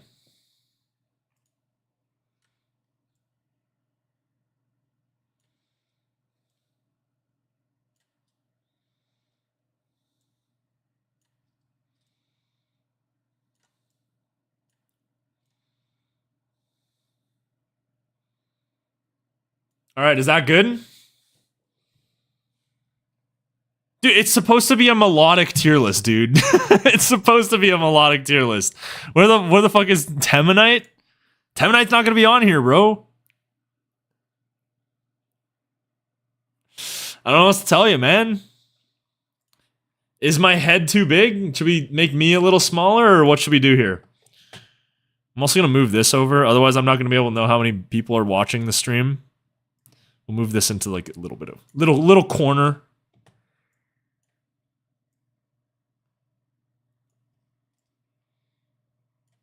Where the fuck is Fred again? Bro, Fred again would be fucking D. Don't even worry. Fred again would be the easiest D tier of my life, dude. Alright, I want to rename these though, because I want to make it very clear how we're gonna do this tier list. So A is gonna be exceeded expectations. B is gonna be met expectations.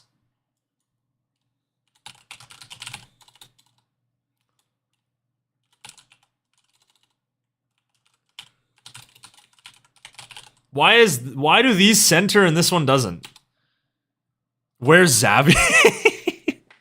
Zavi would probably be like a C. D is like extremely disappointed. Arm & Hammer's right here, dude. What the fuck are you talking about? And then blue expectations. That doesn't seem right. What? Let's look a good like adjective that we can use, or like a verb. Or yeah, it would be a verb. Underwhelmed, perhaps. I think underwhelmed is just a good one for this. Like, why is that not centering, dude? Okay, whatever. Underdelivered. I don't know why it's not centering, though. We'll go with underwhelmed, just because it'll fit. It's the same length. D's expectations! Alright, fuck it, let's do it. D's expectations. Below expectations.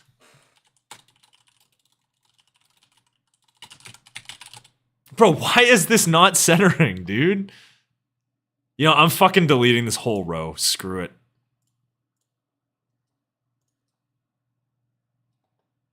D's expectations, yo! And then we got below expectations. There we go. And then extremely disappointed. Is this a tier list for artist performance this year? Yeah, this will be just for this year. So we actually did this tier list literally a year ago to the date. It was actually one day. It would actually be tomorrow would be the day that we did this a year to the date. I also want to add a row for not really listened.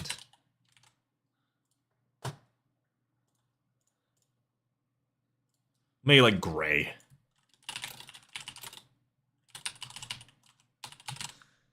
This will just be like a I don't really follow their Discog.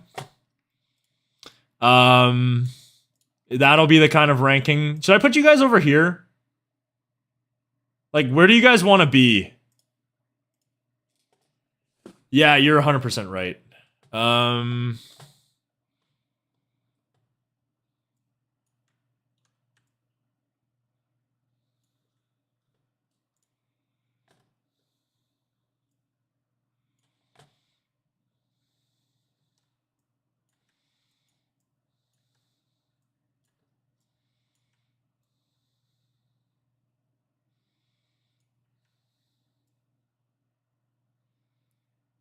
Just be patient, guys. Sorry.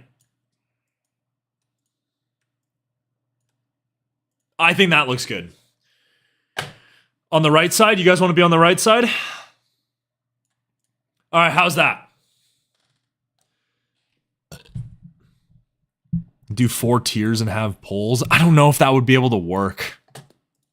I wouldn't mind doing a poll.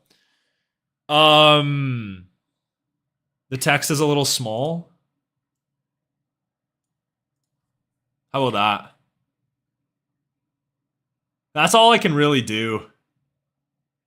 Unless I like move you guys this way and then just don't type longer than Oscar's message.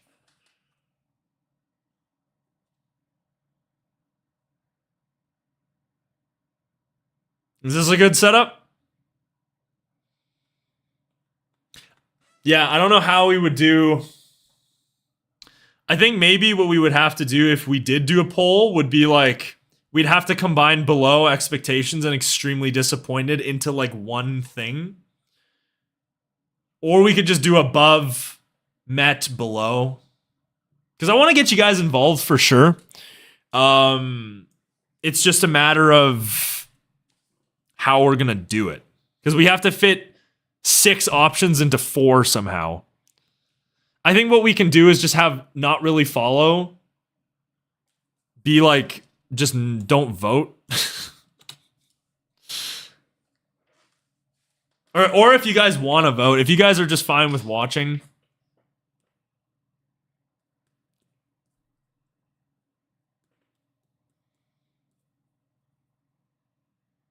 Above, met, below. I think that works. Above, met, and below.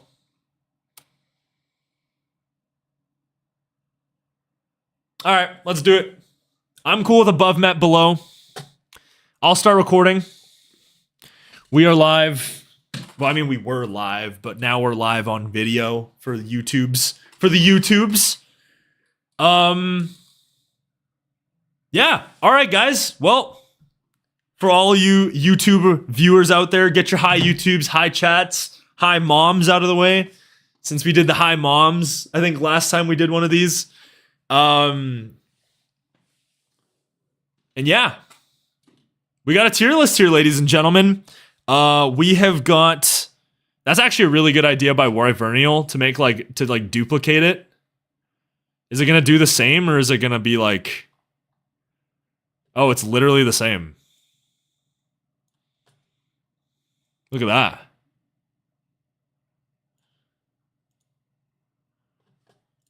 Hold up. We'll redo the intro. Thank you, Soul Base, for the 5.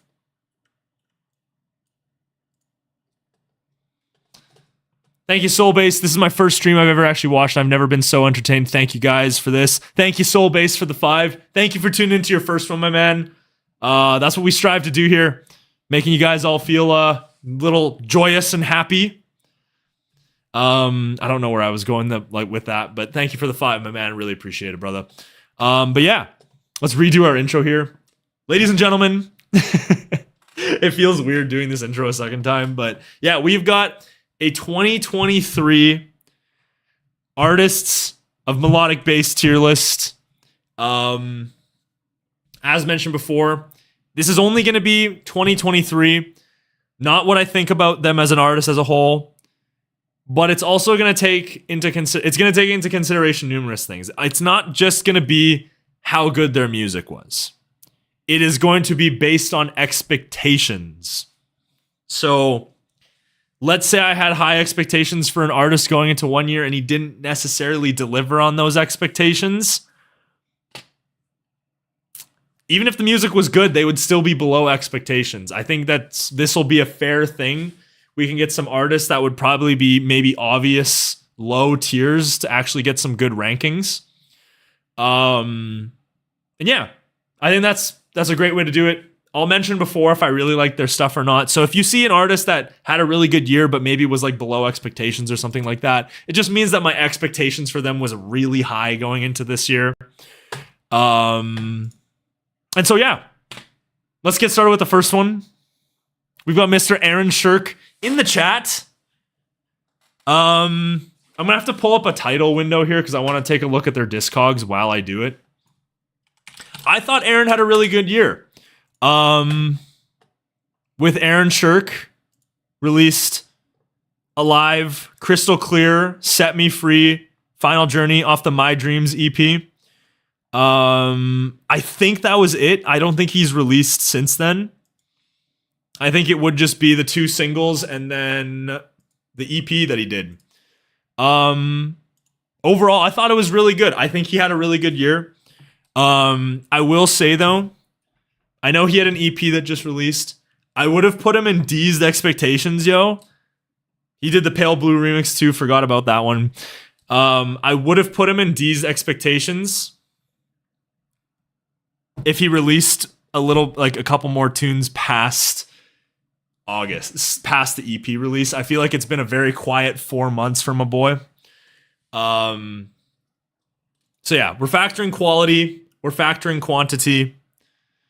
So quantity-wise, I think quality-wise, he absolutely delivered. 6 tracks, little EP. I think it was more than that, but did an EP, had a couple singles, little remix there.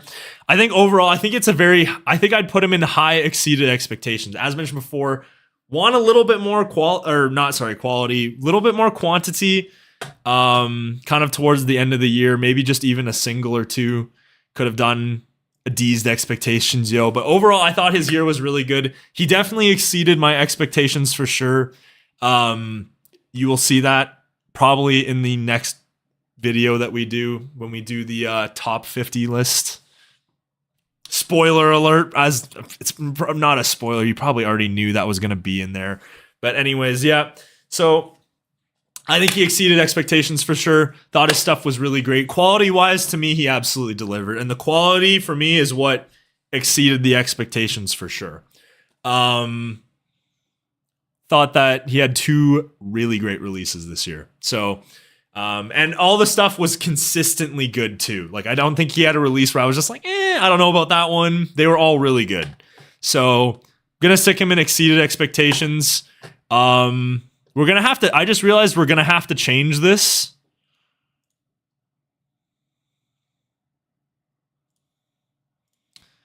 We'll do these 4. So this, for the viewers, it'll be these 4. And then for us, it'll be these ones. Because this will be the viewers tier list. So I'll let you guys get your votes in. You got above, met, below, or NA. This will be the viewers tier list. I think he's personally exceeded expectations. Yeah.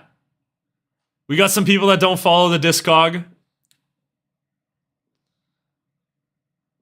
Looks like it's going to be a pretty big favorite for above.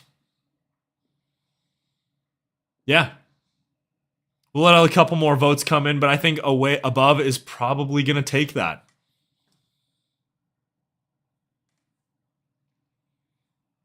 I would agree.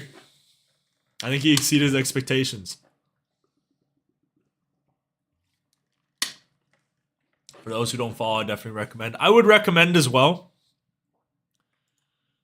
All right. Yeah, I think Aaron's going to get an exceeded expectations from chat as well. I would agree. Again, I think he exceeded expectations. Next up, we have got Abandoned. Another artist that's a follower of the channel. I don't know what to think of Abandoned's year. I think they did Hallowed, they did Anchor, Destroyer of Worlds. Maybe I'm missing one in there, but I think that's really all they did. Was those 3. They did the Hollow remix too. The Hollow remix was all right. I don't know if I'd factor that in.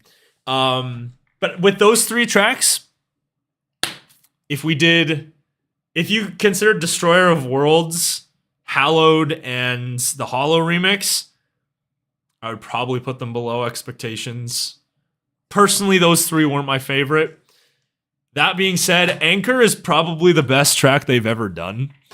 So I low-key want to go for exceeded expectations just for that, because that track literally exceeded my expectations so much it blew me away. I think I'm gonna go with a very low exceeded expectations. Again, solely because of Anchor. Anchor absolutely carried that. Again, Anchor is probably my favorite song they've ever done, and I honestly don't know if it's close. Anchor is incredible, man. One of the most fresh, innovative, cool sounds they've done. And overall, I just think with that song alone, I think it's just pushed them into exceeded expectations, because I never thought they would do something like that and just do it so well. So yeah, that's kind of how I think of Abandoned. You guys get your votes in.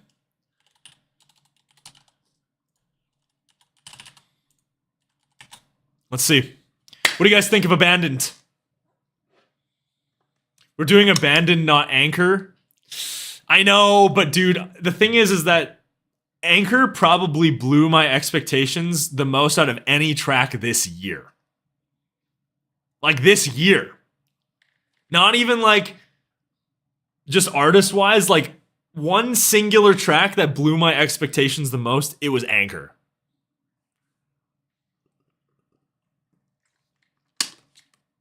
So I don't know, man. I think I gotta go with above. It's a very low above. Stop leaking the top 50. I mean, how am I supposed to talk about these songs? So it's top 50, guy. I mean, how do you know? How do you know? It's gonna get a Met from chat. Honestly, Met is probably a better place for Abandoned. It would be a high. I think I'm gonna stick with a very low exceeded expectations again because of Anchor. And also for the most part that the tracks that Abandoned did kind of met my expectations anyways. So yeah, that's kind of where I'm sitting with Abandoned. All right, we've got Adventure Club. Bro, I'm gonna be honest. I don't think I've listened to a single Adventure Club song this year.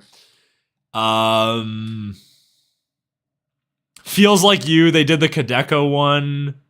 They did a collab with Sullivan King.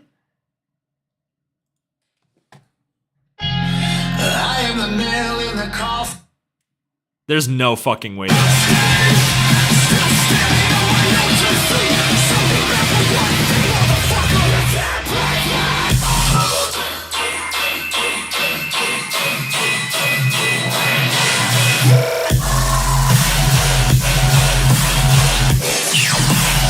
All right, that's enough of that. They did a collab, and then they did a collab with Jessica Audifred, which I didn't like. I didn't like that one. The Kadeko one exceeded my expectations for them. To be honest, though, that I think the Jessica Audifred and that Sullivan King collab were just so not great. I would probably put them here. My expectations for Adventure Club are already about as low as they can get, but like, dude, the Jessica Audifred collab was not really great. The Kadeko collab was it was just very basic and it just existed. And then that one was, we don't even need to talk. That's probably mostly Sullivan King. But yeah, I'd go below expectations just because their expectations for me are personally already as low as they get. So there's not much I can really say outside of that. They just, yeah, I don't know. I somehow thought, I don't know. It's kind of hard to describe. But yeah, didn't really do much for me this year. If Porter Robinson was in this tier list, dude, I don't think Porter Robinson even released any. Did he release a single song this year? I don't even think Porter Robinson released a single song. Adventure Club's gonna get below. Yeah, I mean, I don't blame you guys. I would agree. I think Adventure Club, their expectations are already pretty low, as mentioned before, but like they did some tough. The Jessica Audifred one was a tough song, man. That one wasn't that good. So yeah. Anyways, next up, we've got Mr. Awinity. Awinity Affinity. I'm gonna open this up on Spotify real quick because I want to. Title's Discog thing is so bad. Oh, he did the Skrillex collab? Okay, Porter Robinson would probably be below expectations then. Because if that's the only song he did, that's... Not only did he only do one song, but it was kind of mid. So Porter would probably be a below expectations.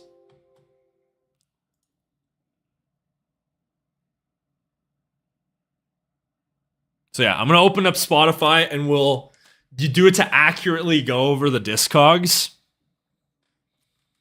Because yeah, Title's not great with that. I missed the Pale Blue remix. Hopefully we didn't miss one from Adventure Club, although I don't think it would really matter. Spotify W again.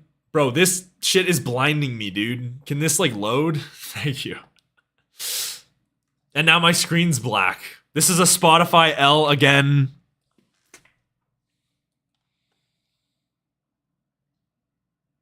Bro, this shit's not loading. So this is a Spotify L, bro. Spotify's ass. No, I'm using the app. I'm using the desktop app. It's not loading. It's not loading. You just got a bad computer? I mean, that's not wrong. Bad computer? That's a terrible joke. Bro, this shit's just not loading.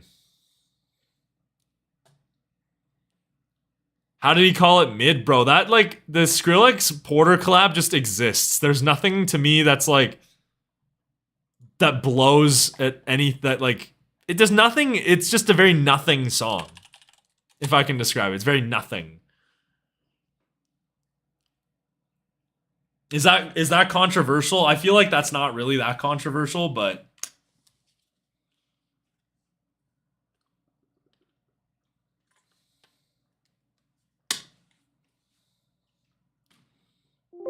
It's so euphoric. I'd probably disagree.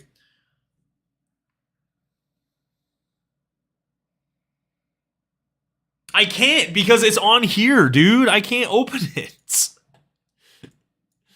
This is still loading, by the way. This is still loading. Imagine like having to wait this long to listen to music if you were a Spotify user. Boomer KC. Probably not wrong on that. Pineapple on pizza? Oh, it finally loaded. It finally loaded, guys. We can actually look at Affinity's Discog now. It took a whole 2 minutes to load. Thanks, Spotify. All right. Ladies and gentlemen, we've got a little, as mentioned before, we've got a little Awinity Affinity action going on here. Affinity had a great year, dude. He had a great year. Lots of songs that came out. We had Endless Best of Me.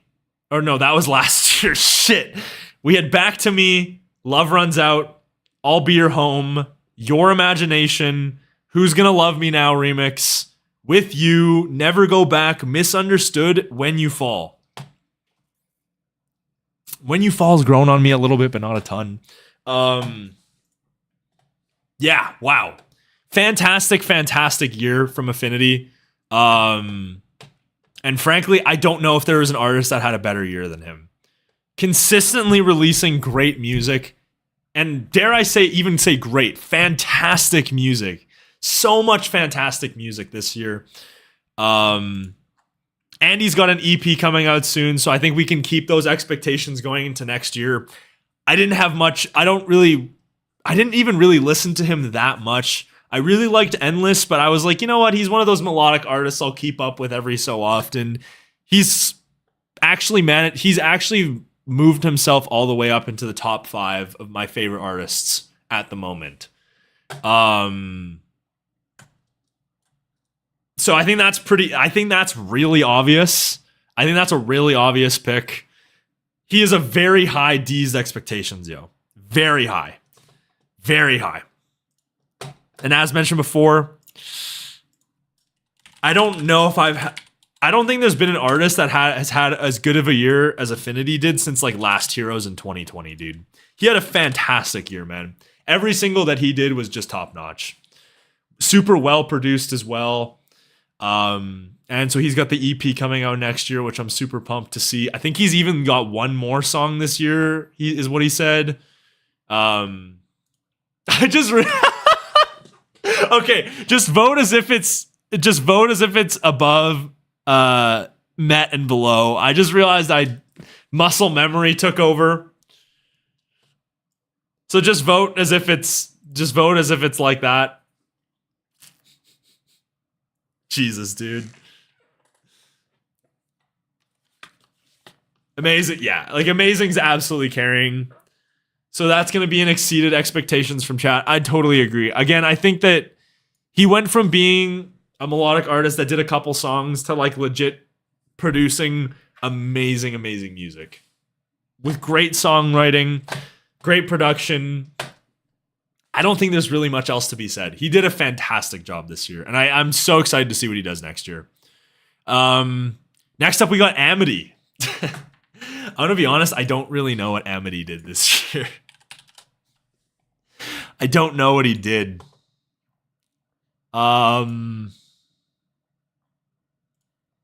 He did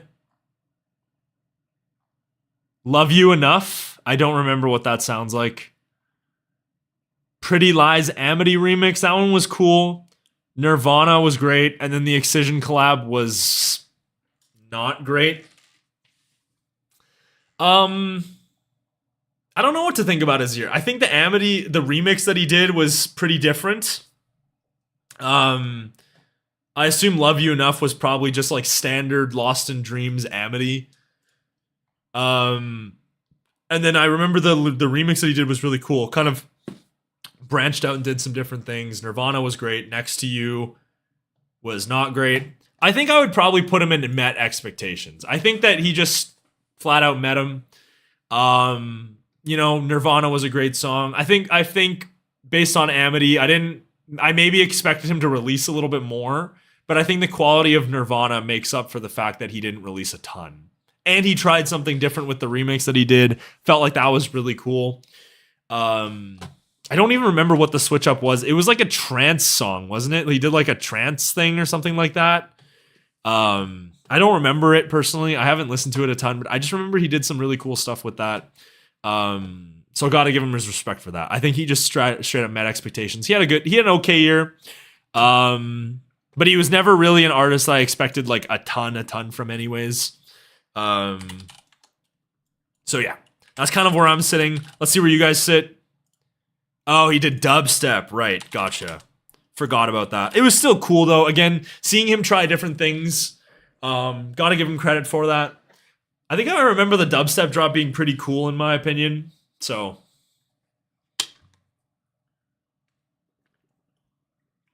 but yeah, let's see where you guys go.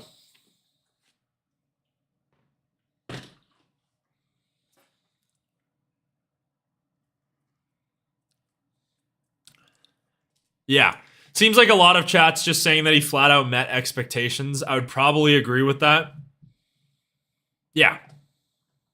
Wait for a couple more votes to come in, but I think met is probably going to be the answer here. Yeah. He's going to get a met from chat. I think I agree. I think he just straight up met expectations. He had some good songs, had some not so great songs, had some mid songs. Overall, it's kind of hard to get more met expectations than that, I feel like. Next up, we've got Arm & Hammer. Let's go over Arm & Hammer's Discord. I think you guys might be surprised where I'm going to place Arm & Hammer. Honestly, I think Arm & Hammer actually exceeded my expectations this year. I think that my expectations for them were so low, it's not even funny. My expectations for them were literally zero, and they managed to make two songs that I actually thought were pretty good. Someone to Forget and I Miss You, in my opinion, were actually some pretty good songs. Outside of that, everything was mid. About as on par of expectations as you can possibly imagine with Arm & Hammer. Everything was just pretty mid. I don't think that they did anything that's like borderline bad. Okay, no, but the thing is you have to realize, Oscar, is that my expectations of Arm & Hammer is that I'm not going to add or like any of their stuff. But I had two songs that I actually thought were really good from them. It was actually three. But yeah, the album wasn't great. I'm going to be honest, though. I think I'd probably put them in a low exceeded expectations. I Miss You and Someone to Forget were honestly really good songs. I'm sorry. But my expectations were very low for them, and they somehow exceeded it. So, yeah, I think it's a low exceeded. The fact that I had a playlist ad from them was enough to be said. But let's see what you guys think.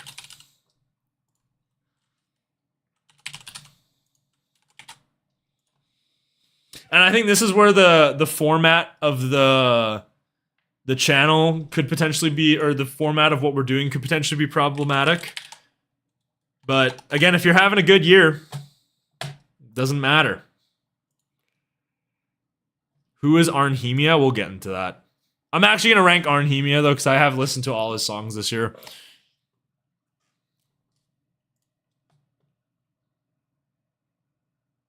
We'll give it a little bit more time, but it looks like it's going to meet expectations.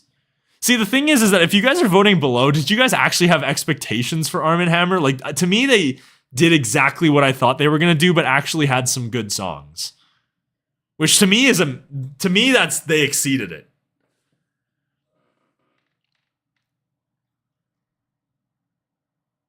Yeah, it looks like we're gonna get a met expectations from Arm & Hammer.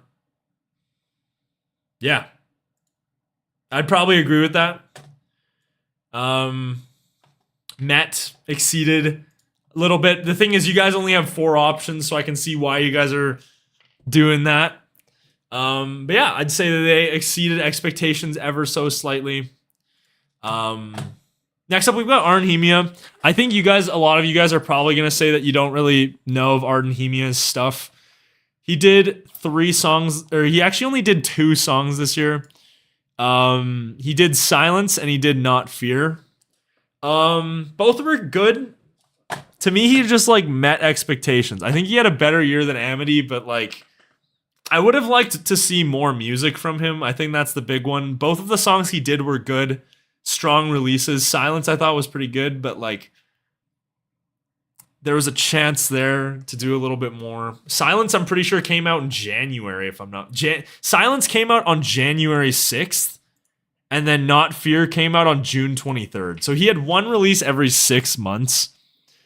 Thankfully they were good releases, otherwise we probably would have went to below expectations. But yeah, that's kind of where I'm sitting for Arnhemia. Thought he had an okay year. Just would have liked to have seen a little bit more from him. So I'll let you guys get your votes in. I'm assuming that you guys probably don't know a ton about Arnhemia. So I wouldn't be surprised if this is like an NA vote. But chat seems to be confused between a mid, good, awesome tier list and how well they do relative to the expectations they kind of set for themselves. Yeah, I agree. That's the thing is like I don't have any expectation. Our expectations for Arm & Hammer are literally 0. Yeah, okay, that's just a runaway NA. Fair. Arnhemia is a super small artist. I have a feeling it's gonna be like that for a lot of smaller artists. Yeah, AU5. We got AU5 up next. AU5, his big release this year, obviously Bridges Between. Had a whole ass album released this year. I don't know if he did anything outside of the album. I think it was just the album. He did Save Our Souls. Wow, he actually did a lot. He did The Other Side, which was great. Call on Me Remix, which was fantastic. Quantum Level, not fantastic. Save Our Souls, also not fantastic. But yeah, then we got Bridges. We got Before You Leave, Waiting Paradise. And then the Bridges Between album. So yeah, overall, I thought he's exceeded expectations. I don't think. AU5 for me was never one of those artists that really made like great music in my opinion. I didn't really have much of an expectation of what he was gonna do. Album kind of blew me away. Yes, the Call on Me remix was in February of this year. So that was kind of my expectations heading into the year for AU5. Didn't really know what to expect from him, and he had a whole ass album, and the album was good. I think that there were definitely some faults on the album. As I've mentioned before, I wanted a little bit more musically. I think production wise, it's a 10 on 10, but musicality wise, I feel like the album can tend to lack at times. A lot of the time, it feels like the songs are just sound design experiments and stuff like that. I would say he exceeded expectations, though. I'd probably put him above Aaron.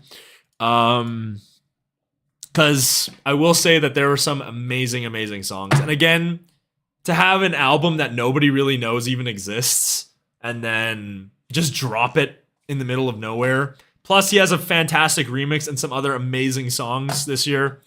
So aside of my critique from the album perspective, I think that he had a really great year overall. Yeah, that's kind of where I'm sitting now. I'll let you guys get your votes in.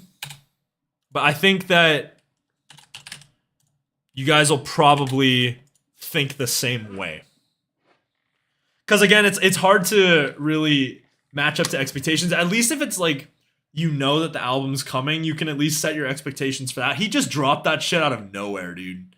It was like, oh, he's releasing Bridges one day, and all of a sudden he's just like, yeah, I have an album.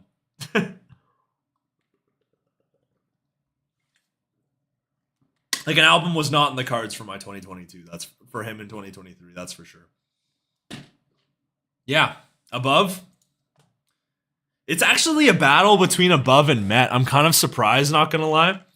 I thought it was going to be a runaway Above, but I guess it depends. If your expectations were that high for AU5, maybe he's just meeting them.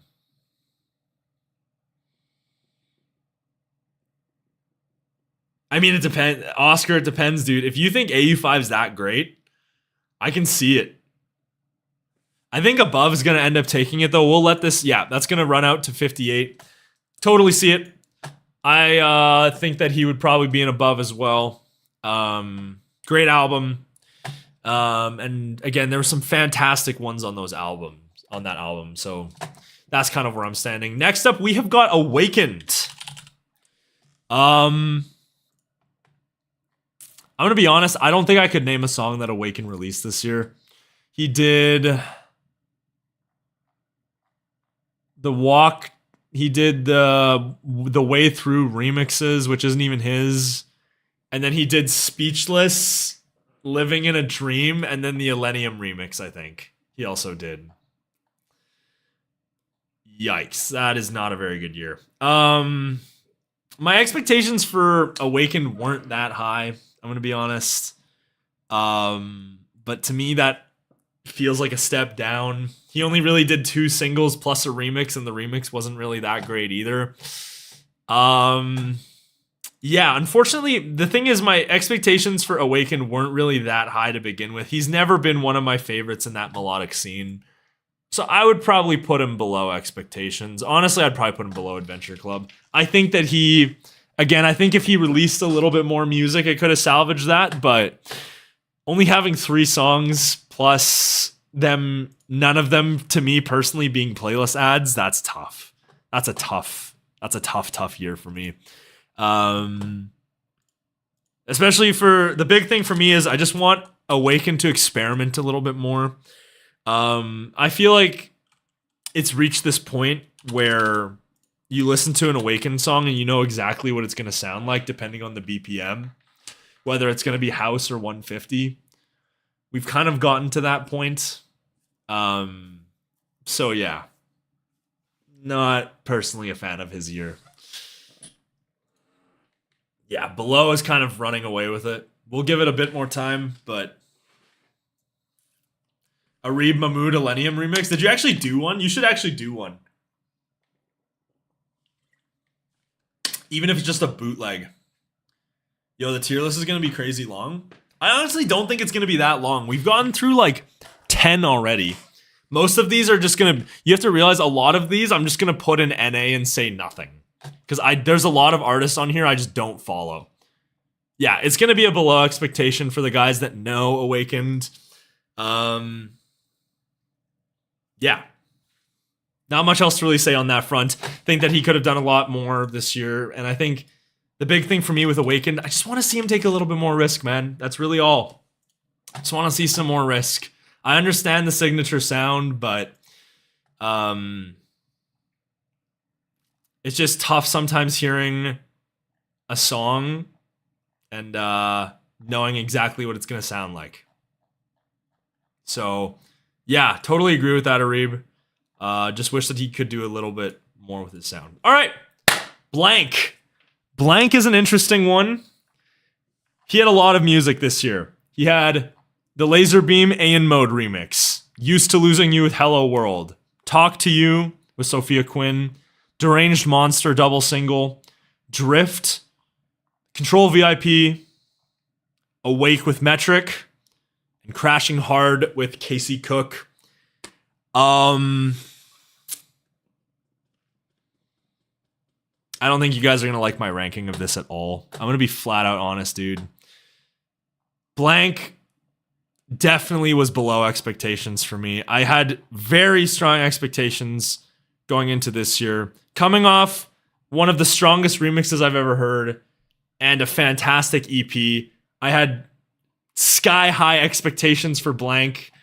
And then outside of Deranged, none of these songs have really been that great to me. Talk to You's good, but like Used to Losing You, not really a fan of that one. Monster, not really a fan of that one. Drift, not really a fan of that one. Control VIP was good. Awake is good, but not great. And Crashing Hard, I wasn't really a fan of. I feel like to me, his just the melodic sound for me has just not been as strong as of late. And yeah, so he released a lot of music, but to me, I had really high expectations for Blank going into this year. The A in Mode EP, A in Mode was not this year. I don't know why Spotify is saying A in Mode is this year. A in Mode was not this year. A in Mode was last year. So I don't know why they're saying it was this year. But it wasn't. A in Mode was last year. So yeah, that's kind of where I'm sitting. Unfortunately, wanted a little bit more from Blank, but to me, the big thing with Blank's melodic stuff is it feels too safe nowadays, man. The thing that gave Land of the Wayfarer so much character was that there were their safe tracks like Stuck on You, but engaging vocals, really cool ideas, well-rounded production, but to me it's managed to get even more safe than that. So that's the problem for me. A little too just generic for me, I guess, is the big one. I want, the production's there, but I just want a little bit more from him in terms of ideas wise. Just take a little bit more of a risk and stuff like that. I know it's Monster Cat Instinct, and that's kind of the sound they want to go for, but yeah, really wanted more from Blank this year, and I felt like outside of Deranged and the Control VIP, I felt very unhappy with what he did melodically this year.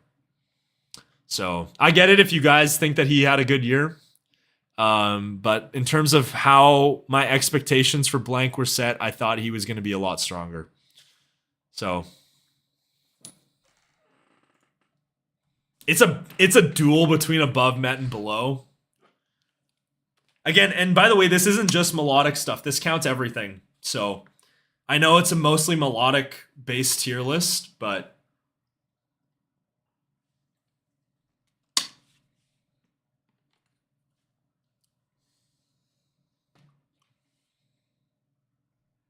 I'm kind of shocked Below is actually winning. I didn't expect that to. I thought Above was going to kind of win. But it seems like some people were not too happy with his year either. Seems like it's a duel. All right, yeah, it's going to get a Below from chat. It's hard to say I disagree because I literally do. I think it was just, he's such a talented producer and just want a little bit more ideas-wise out of him, man. I feel like there's so much potential with his sound at all times, and feel like there's room for improvement there for sure with the melodic wise. But all right, we've got Kadeko up next. Kadeko was an interesting one. I think he had a fair bit of music. He did Antidote, Don't Look Down, Hold On with Excision and Wooly, Violet Sky, and Feels Like You. So he only really did 4 songs. I don't know if he did any remixes or anything like that. I don't think he did. So just 4 songs. That being said, 2 of those are some of my 2 of those are amazing, dude. 2 of those are absolutely amazing. So I would have put him in D's expectations had he released more music. Quantity is holding it back a little bit. But outside of that, Kadeko had a fantastic year, dude. I'd probably put him up here, right beside Aaron. Just because of 2, it was just, yeah, Don't Look Down and Violet Sky were fantastic, fantastic songs. Totally agree with Daki there. But yeah, Feels Like You was pretty mid. Antidote was severely below expectations. Outside of that, quality over quantity. I agree for sure, but I think to get into the D's expectations, you got to have both. Especially if I'm not expecting it either. I will say though, I did expect Kadeko to have some great songs, but to the level of the songs I just met, I did not expect that. So, yeah, Kadeko had a great year. But in terms of Kadeko, I was really expecting some sort of project because to me, it just seems like he's consistently releasing singles, which I don't have a problem with. I know in this streaming culture, that's the move. But I really want to see a project from Kadeko. And so heading into this 2024, I really want to see a Kadeko EP. Hope we'll get that.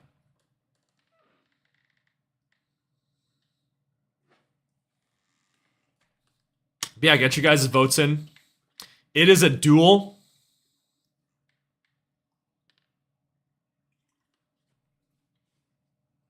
Let's say Met, not above. He did have a really good 2022. I agree with that. The thing is, though, is that I don't think he did a song to the level of the ones I just mentioned.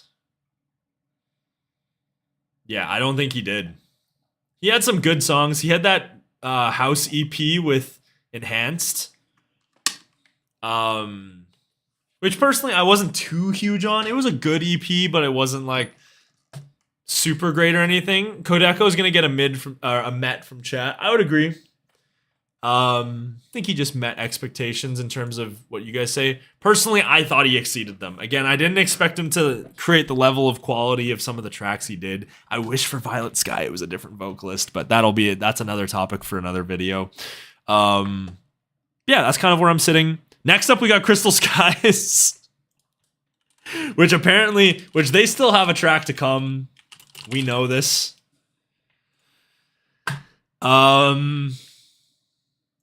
Yeah, Crystal Skies, what more is there really to be said, to be honest, dude?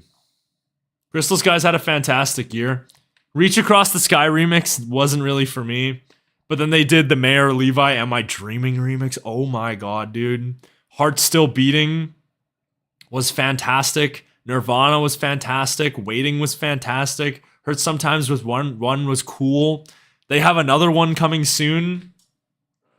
At least at the time of recording this video. Yeah, considering my expectations for Crystal Skies were about as low as they got, and they had a good chunk of music, I'm going to put them below Affinity. I thought they had a fantastic year. D's expectations, yo, perhaps. I think it's a low D's expectations, yo, though. I think that maybe if the album came out this year, it'd be a different story. But they still had some fantastic tunes. It's really hard to complain about this year. Fantastic drops, really great stuff. We know the album's coming soon. That'll be a story for 2024. But yeah. Yeah, the Stardust single should be coming out next month. But yeah. Really hard to say after their 2022. Was it 2022 the last year that... Yeah, that was when Nonsense When came out. After 2022, the expectations were about as low as they got for Crystal Skies. I'm not going to lie. So them doing what they did this year, amazing, amazing stuff. Still not above Affinity, as mentioned before. Affinity managed to blow them away. But yeah, wow, Crystal Skies had a great fucking year, dude. Great fucking year. Right back up there as some of my favorite artists, just with a few releases. And yeah, that's a runaway above. I don't even think we got to let that one run out. It's going to get above for the chat. Exceeded. But yeah. Next up, who we got next? Culture Code. Bro, Britain's not even here. I don't know why you guys are saying that. Culture Code, I actually do have some opinions on. Yeah, they unfortunately were not my favorite. They did a lot of fucking music this year though, man. They did, holy shit, they did so much music, dude. They did Spaces on the Wall with K Drew, After All with Araya and Run, Lost with Nine Worlds, Symptoms with Luvium,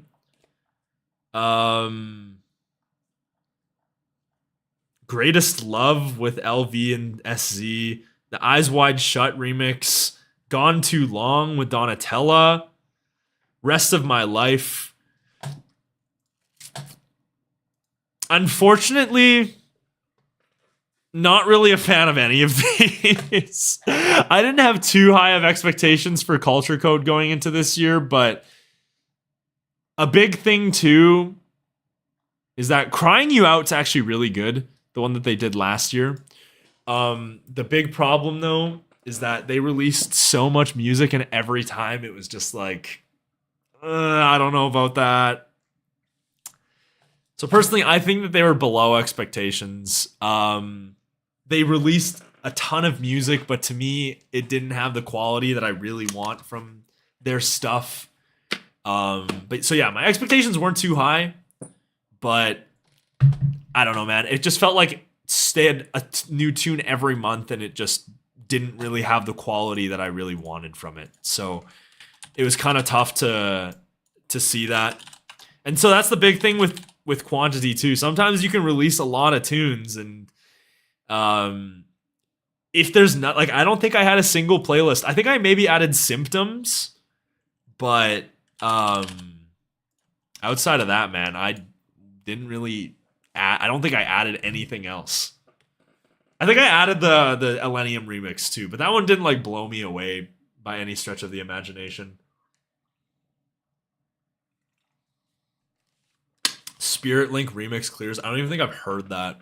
Patiently Waiting for Meds. We will get to Meds. Again, as mentioned before, a lot of these artists are just going to be drag it and to not really follow and move on. So,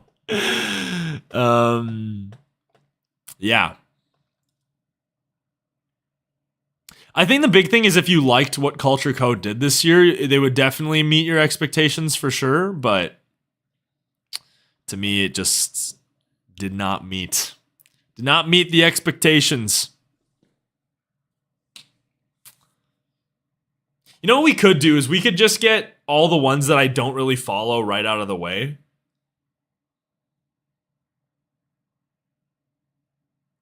Tier list is cool, but when are you playing Crab Champions? I don't even know what that is, bro. Isn't that like the game or something? It's gonna get a Met from chat. Very close vote. They're gonna get a Met though. You know what I'm gonna do? I'm gonna drag. Oh no, but the thing is we have to do the vote, the chat vote. So should we?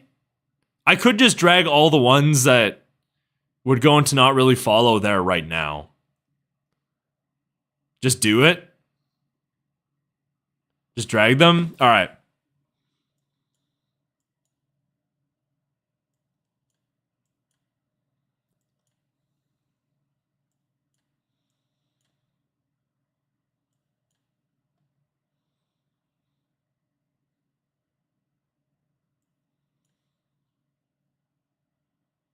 I'm going to be honest, I'll probably put him there too.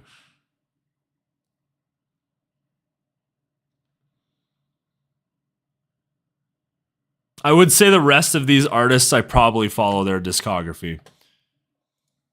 Alien? I don't follow. No, okay. So I'm counting like solo Halion stuff. I'm not going to count stuff that Halion's singing on. I'm not going to count Halion songs that she's on. I'm not counting that. I'm not counting that. Like, this is a Halion solo song. Or songs where like Halion is the primary artist. To me, I couldn't really care less about those, to be honest. But anyways, next up, you know who it is. Ladies and gentlemen, we have got Dabin.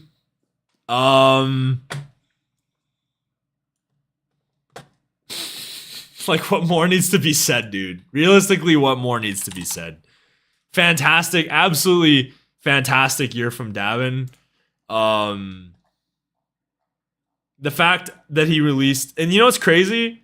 He had 3 fucking songs. He had 3 fucking songs this year, and he's wet in D's expectations. Because 1, he released the best song of all time.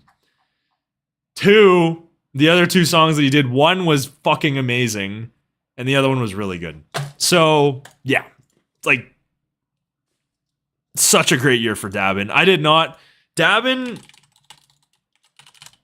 is always going to be great, and my expectations for Dabin have always been sky high, but he somehow managed to blow my fucking expectations, even by only doing 3 songs this year.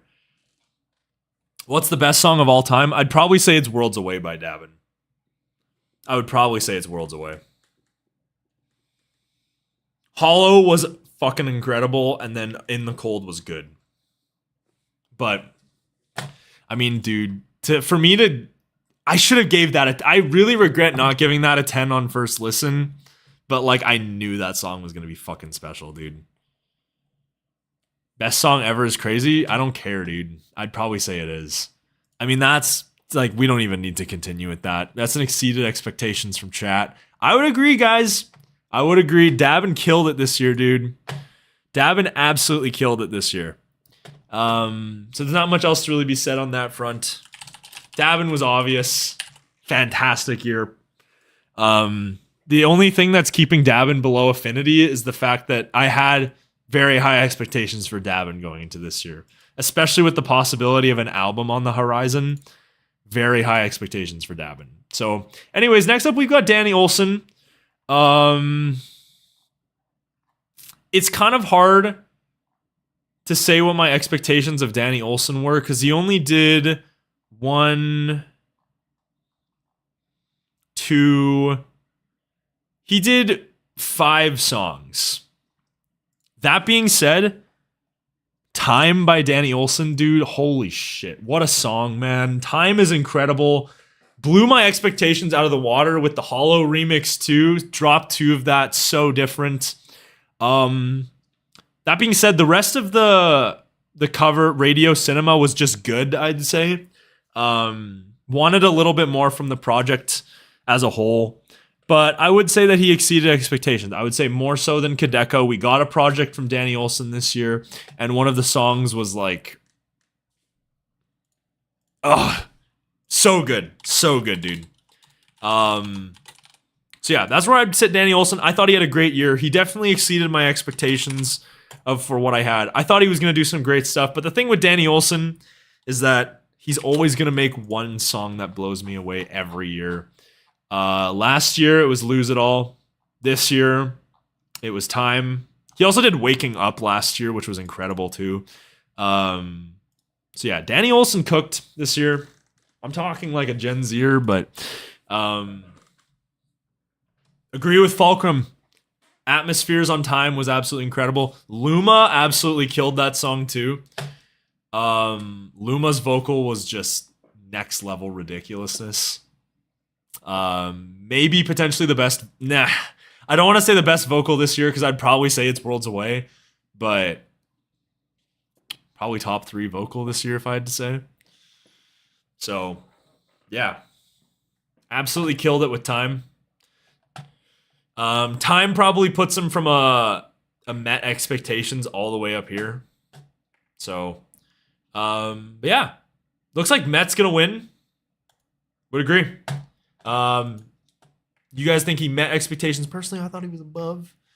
We'll just stick him here. Yeah, the thing is, I'll just stick all the artists that I put down here because again, I just don't really follow their Discogs that much.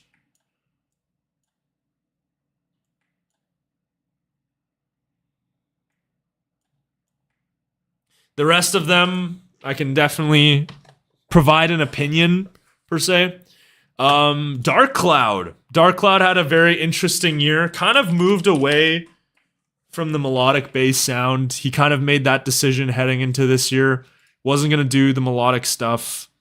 That being said, though, he still, honestly, he didn't do a ton of stuff. He really only had he had Crying Over You.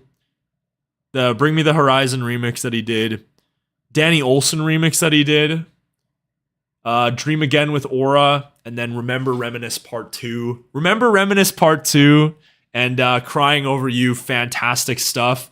That being said,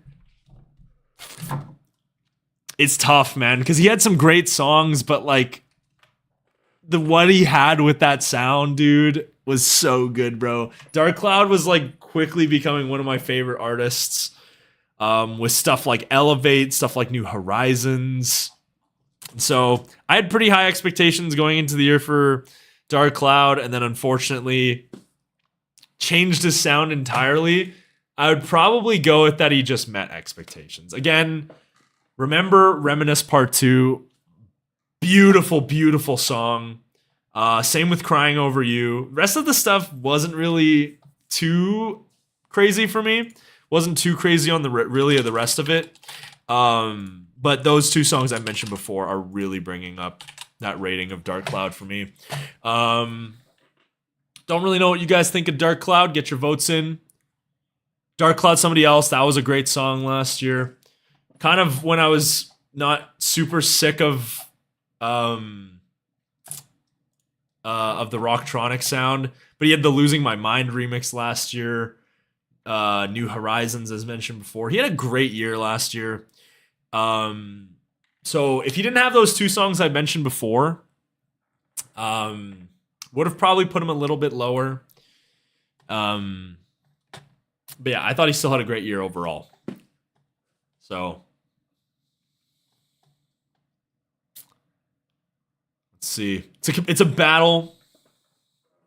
We'll wait for a couple more votes to come in since it's pretty close. Looks like Met's going to get a vote. It's probably going to end up being Met. I'd probably agree. It was very close to being below, though. But again, as mentioned before, Reminisce Part 2 was definitely one that carried it for sure. Yeah, Excision being on the list is kind of stupid. I think I'm probably going to... We're not going to... Trust me, I'm not going to say much about Excision. You guys are going to know pretty quickly what I think about Excision. Dark Cloud's going to be a Met. Do you guys just want to do the vote? Do you guys just want to do the vote for Excision? You want to just get Excision out of the way, dude? It's honestly crazy how... Like... Excision had some awful songs this year, dude. He had some awful songs. Like, I personally don't think that Don't Look Down, Hold On, and Titans can save the year that he had.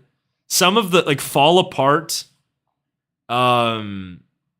Hyperdrive, Base to the Dome, Next to You. Some of these songs were borderline unlistenable, bro. So... He somehow, actually, you know what? I'd probably put him here. Because I don't think his... Because my expectations were really not that high for him in the first place. And he actually had some decent songs on the Wooly EP. That being said, he also had some unlistenable stuff. So... That's where I'm sitting with Excision. So yeah. Get your votes in on Excision. I'm going to stick him at the bottom of below expectations. Because again, he actually had some good songs on the Wooly EP. How many of those he did, I don't know. How many of those he was responsible for, I'm not sure. But anyways, I'm going to use the bathroom real quick. When I come back, we'll do the rest of them.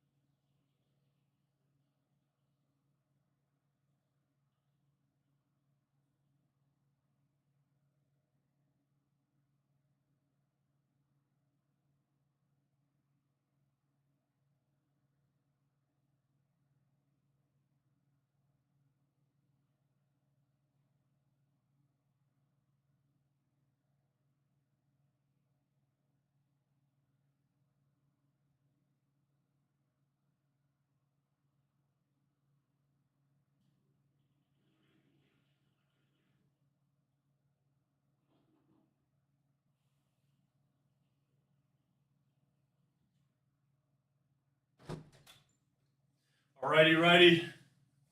Nice to stretch the legs. I feel like I've been sitting for so damn long. Oh, all right. He met my expectations, and those expectations were this will be stank. That's fucked, man. Yeah, it's gonna get a blow from you guys. I totally see it. The fact that some of you guys said above is kind of crazy. The fact that you actually had some good songs, but all right. Next up, we have got Fairlane, dude.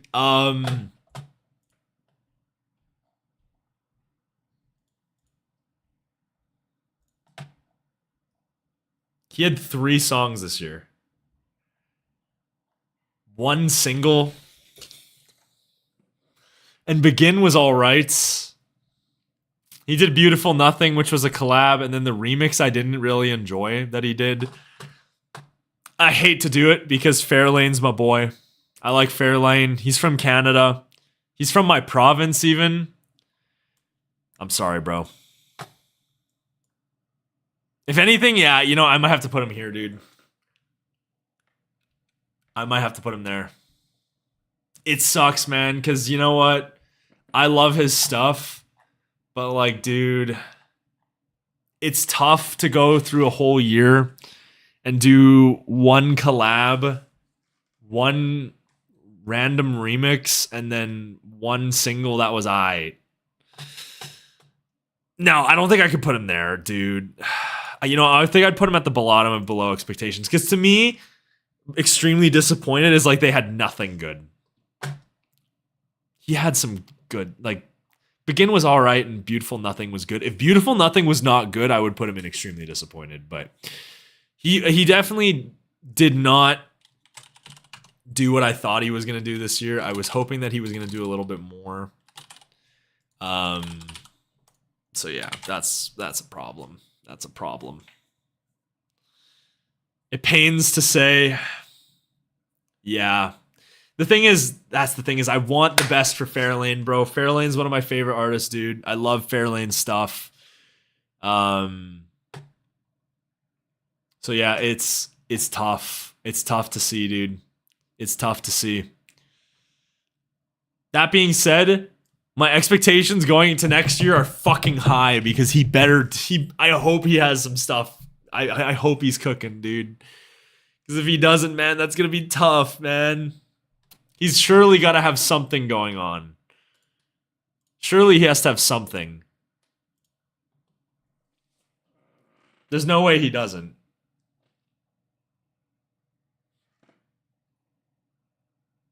Looks like Below might take it. Not gonna lie, I would agree. I don't blame you guys. Yeah, it's gonna get a below from chat. Fairlane is one handsome motherfucker, I will agree. I'll probably end up meeting him at Ember Shores and I'll ask him, like, bro, what happened to the music, dude?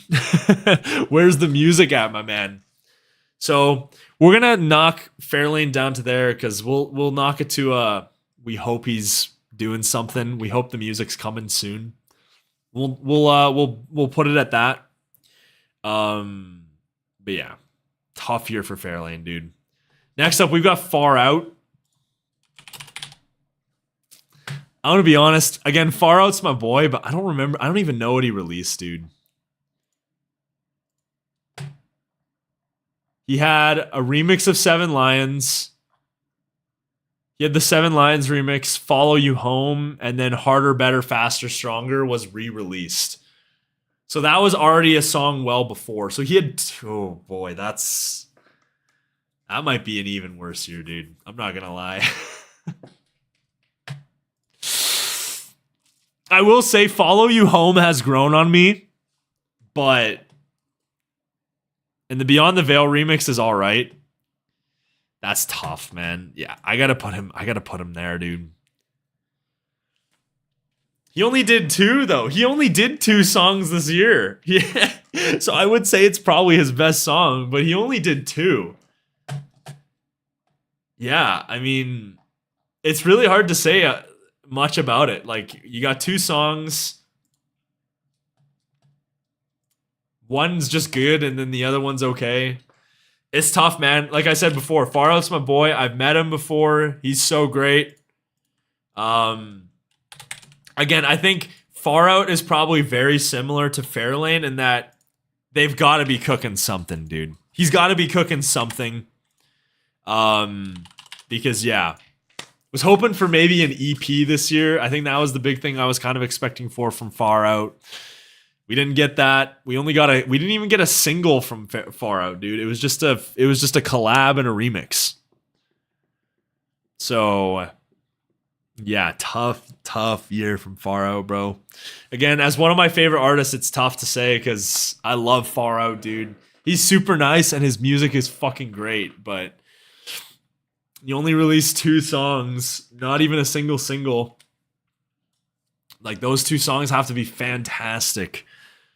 And yeah, I mean, that's just a runaway below. We can stick them right in below.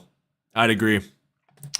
Tough year. Again, it's like Fairlane. Just hope they're cooking something, man. Hope that they're cooking something. Because, yeah, tough year. Anyways, next up, we got Griffin. I honestly don't remember what Griffin did, but I think I know where I'm going to place him. He did Dreams.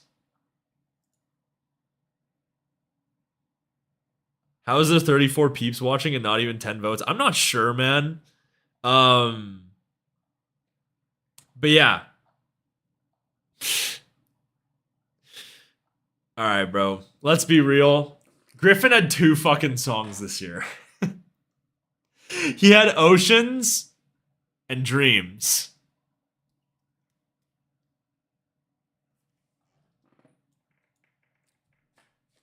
I feel like I gotta place him there, dude. He's only got 2 songs, and I didn't really even like either of them.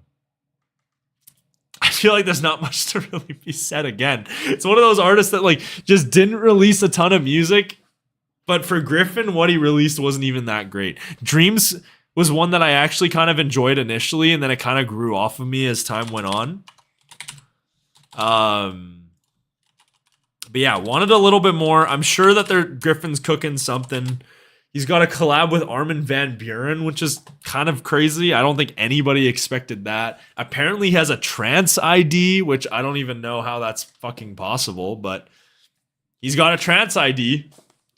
So we'll see what happens when that comes out.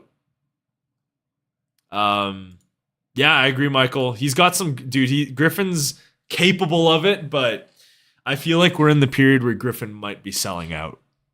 Just trying to make the pop tunes, and it's tough, man. It's tough. Like, it's really tough too, because when you go see Griffin, he just plays all his old stuff. Like, to me, it just seems like he's trying to make forgettable pop music.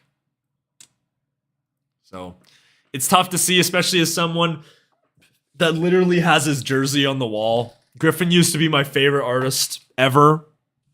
And it's just been disappointing. So yeah, I agree with Below. I really hope that he can have a strong year next year, but I'm not counting on it. I'm really not counting on it. Really not counting on it. Agree, Just for a Moment was great. Just for a Moment's one of my favorite songs of all time. Love so much off Gravity, dude. Gravity's a fantastic album, and just some tough releases from him for sure. But anyways, next up we've got I was about to say Far Out again. We've got If Found. Couple decent releases from him this year. He only really had, I think he had 5. Yeah, he had 5. So he had Hollow, the little D&B track. The Answer Is Nowhere with Puppet. Mistakes with Yetep. The Call with Sabai. And Grow Up with Vance. Lots of collaborations from If Found. The Call is honestly my favorite somehow. I would say I would totally agree with Oscar. I'd say If Found just met expectations. Had some good stuff. Had some stuff that Hollow was cool. Oh yeah, he did the Elenium remix. That was cool too. Elenium remix was dope. Mistakes was cool. The Call was cool. Grow Up was okay. He just did some cool stuff. I've never really had super high expectations for If Found. He's never really been one of my favorites. He's a very talented producer, but sometimes ideas wise doesn't really click. Seems to go a lot more for that like rocktronic sound and stuff like that. So in terms of that, definitely, it's hard to say that I really wanted more from If Found. I feel like I had enough playlist ads that I would expect of him. The EP was last year, Oscar. He did the EP last year. Yeah, False / Youth was last year. I honestly forgot about that. I'm not gonna lie.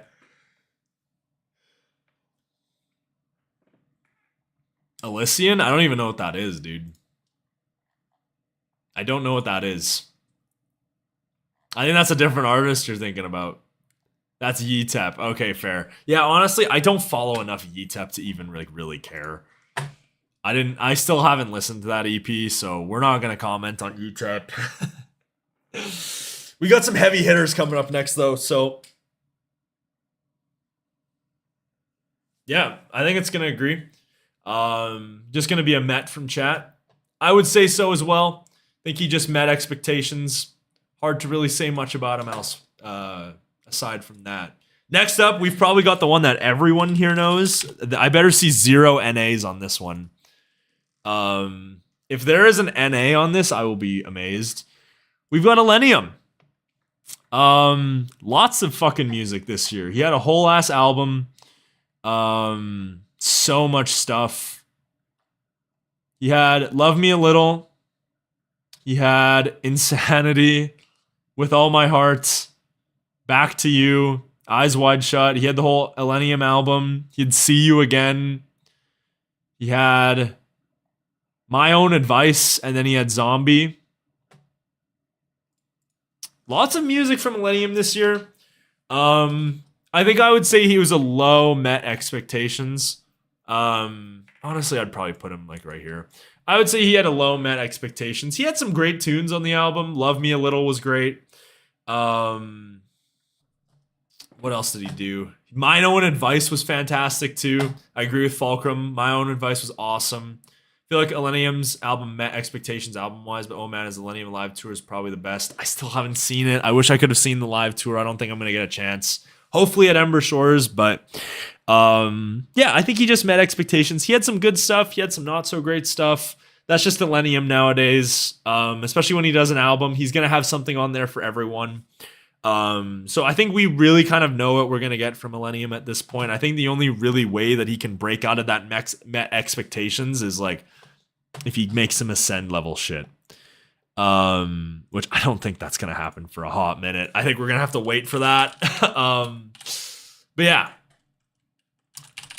Get your votes in. Let me think. Let me know what you think about Illenium. What's up, Justin? Welcome back.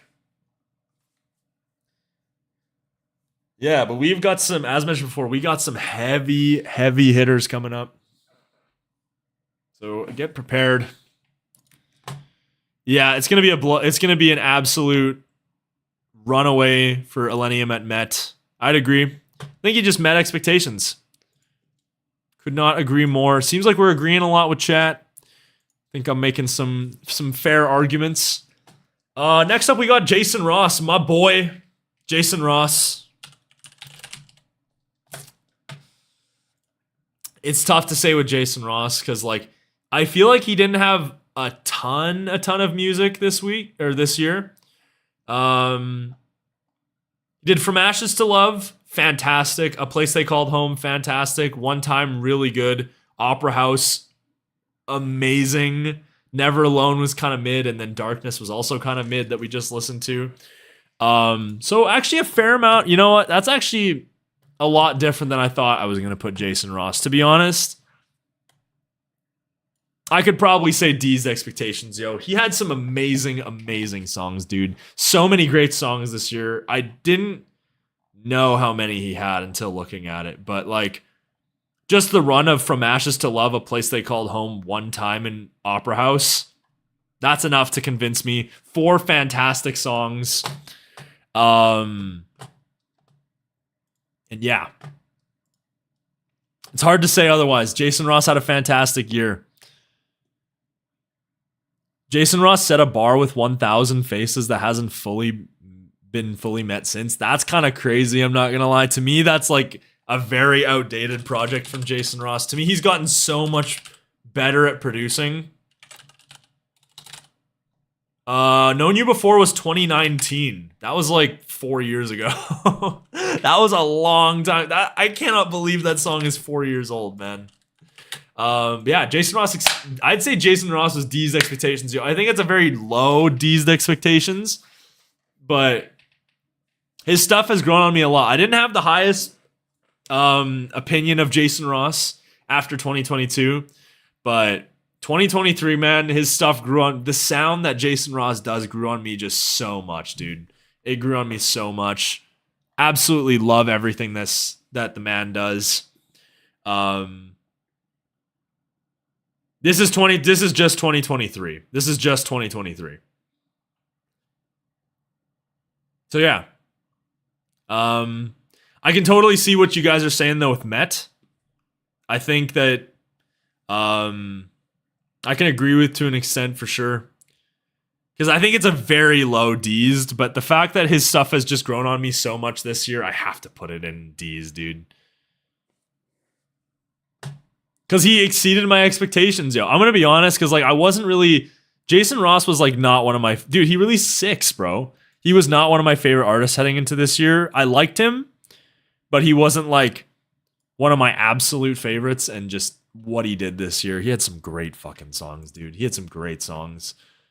And Atlas grew on me like nothing, like no other album has. So we'll just say that. We'll just say that.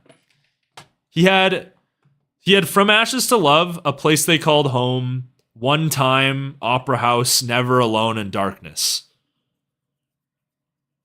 Yeah, I know. I keep it. Muscle memory's taken over. So yeah, just ignore it. But yeah, Jason Ross had a fantastic year. Loved it. D's expectations, yo. Next up, we got Kepik. Kepik had an EP this year. I'm pretty sure he did a lot of music. He had a lot of fucking music. He had Fighting For with Leo Collette, Destiny, Disconnected with Nick Ledesma, Shoot for the Stars with Michael Martin, Fragments EP, It's Just You, the Starseed Kepik remix, and then he also did the Halion remix as well. Yeah, I think Kepik was a very high met expectations. I think what he did was really solid. He definitely didn't have like a song that like blew me away this year, but what he just did this year was really, really good. I think Destiny was the only one I didn't really like from him this year, but everything else that he did, I thought he just did really well. Yeah, I'm definitely down to do another hot takes, man. Definitely down to do another hot takes. We could do like a 2023 hot takes thing if you guys want. That seems like a fun idea that we could do. But yeah, Kepik's a high met expectations. Again, just thought he had a really great year. Hard to really say outside of that. I expected it for him. Expected a project, and the project was good, along with pretty much everything else he did. So, yeah, about as met expectations as you can get. Yeah, Shoot for the Stars was great. Agree with you, Fulcrum there. Fighting For was also really good. Just a lot of good stuff from him. As mentioned before, I think if you didn't expect an EP this year, is probably definitely a surprise. But you know, knowing the guy, he's always cooking. So yeah, we've got Last Heroes and Man Cup. We got the heavy hitters coming up, bro. It's gonna be this one might be an NA from chat. Like nobody really just invested in Kepik stuff. We'll give it a bit more time.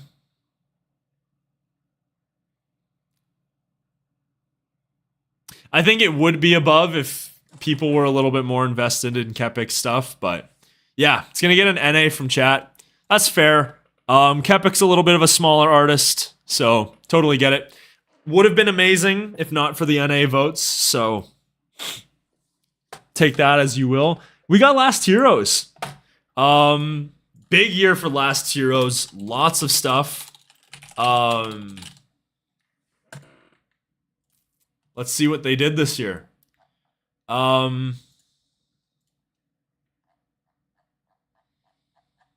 We've got Odd Ones Out, Stay the Night, Love You Enough to Let You Go, Back Now, Atmosphere. It was pretty much just the album they did. All the singles came out this year. Yeah. Overall, I would say that... Where do I want to put Last Heroes? Because here's the thing. We've had some time with the album. I think the singles still absolutely stand strong as some of my favorites. Stay the Night, I Love You Enough to Let You Go, Odd Ones Out. 3 fantastic songs. The rest of the album, haven't really returned to it much. I think if I will say that the 3 singles I mentioned are so good that I would be willing to put Last Heroes like here. As mentioned before, album's kind of grown off just a little bit. Thought that the album was going to be a little bit stronger in its album tracks. But yeah, outside of that, I think they just met expectations, I'd say. Probably like more towards a low met. But yeah, that's kind of where I'm sitting. I think I'll let you guys get your votes in, but that's kind of what I'm thinking. Yeah, I thought the album was just going to grow on me a little bit more. That's the big thing. It didn't really. And so, yeah, I'd say it's just a pretty good year for Last Heroes. Again, the singles really stood out. But the album tracks left a little bit to be desired from me overall. Last Heroes fans when first villains walk in. Oh, man. Last Heroes is met. I think a lot of people are agreeing that Last Heroes just met expectations. Of would have needed more releases. Yeah, see, Illusion's grown off me quite a bit, man. Haven't really returned to it much. I think the big thing for me is I just want a little bit more. I wanted a little bit more from the mixing off the project. That was the big one for me, kind of returning to it a little bit more. Wanted a little bit more from the mixing, but wanted that like 2020 style. Not necessarily style, but just like the cleanliness of that sound was just next level ridiculousness. Yeah, Last Heroes are going to get a Met. Oh, I almost put them in below. Last Heroes get a Met. Totally would agree. I don't think there's much else to be said on that front. They had a good good year. Did Lost Wolves? I'm going to be honest. I think Lost Wolves had 1 song this year. He actually had 3. Okay, I do not remember that. Okay, no, he only had 2. Okay. I thought he had 3. He only had 2. Yeah, because Work in Progress was last year. So he only had 2 songs. He did a remix for Halion. And he did a collaboration with Nick Ledesma. I'm going to be honest, bro. I probably got to put him down here, man. I had pretty high hopes for Lost Wolves going into this year. He did quite a bit last year, and so I was like, you know, he's gonna build off that. He's gonna have a couple more releases, hopefully another project, maybe like an EP or something like that. If not, we're gonna get some singles. And as much as I thought the Disma collab was really good, just wanted more from his year, man. Yeah, I don't know why Excision. I feel like Excision should be down here. But yeah, I'd kind of stick them like that. I actually, you know, I think I'd probably had more expectations for these two. We'll stick Lost Wolves there. Yeah, just wanted more from Lost Wolves, man. Kind of was a disappointing year from him. Again, he's kind of in that fair lane, far out category where it's just like, didn't do enough quantity-wise for me. Wanted a little bit more quantity-wise, but again, it's probably because might just be cooking up something. So we'll see what Lost Wolves holds in the future. But yeah. Agree with you, Fulcrum. Was a great song. So we'll see what 2024 holds for Lost Wolves. I'm sure Fairlane, Far Out, and Lost Wolves will have something, dude. It's not like the other ones in below where their tracks were just not at the quality of that I would tend to expect from them, but the rest of the other ones were great. So, yo, stream still running. What's good? I'm back, y'all, for real. What's up, dude? Yeah, we're finishing up the tier list here pretty quick. We'll probably be going for another about 30 minutes or so. So, yeah. I just realized, shit. I was supposed to go support one of my buddies at 9. Fuck. Hold up, shit.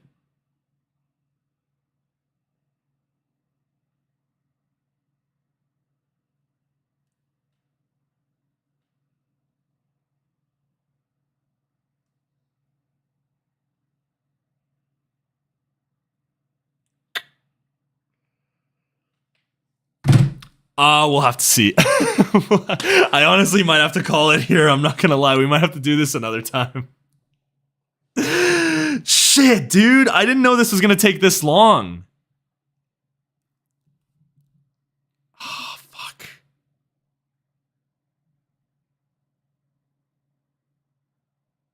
Cause like, okay, this is the conundrum we're in. Okay, hold on. Let me check set times. One of my buddies. Yeah, he's playing at 9. Fuck. I might have to do this a different day. We might have to do this next stream. We might have to continue this next stream and then do the video next week. Because one of my... Okay, so there's like... I'm part of this like DJ group. And like... What is it? One of the guys in there is super supportive and he's playing like his first big show tonight. And I was like... I have guest lists for it, so I was like, dude, I want to be there, man. I didn't know that this was going to take this long. I thought it was going to take a little bit less long, and I just realized what the time is now. And it's going to take me like 30 minutes to get there, so I should probably get going. I will get Man Cub done for you guys, and then we'll probably have to call this, and I'll take a photo of it, and we'll do part 2 tomorrow. Or not tomorrow, we'll do part 2 next Friday. Yeah, fuck, I totally forgot about that. I'm sorry, that's my bad. We probably should have moved a little bit quicker on it. But yeah, we'll finish it off with Man Cub, and then we'll head into this next week. So Man Cub, bro.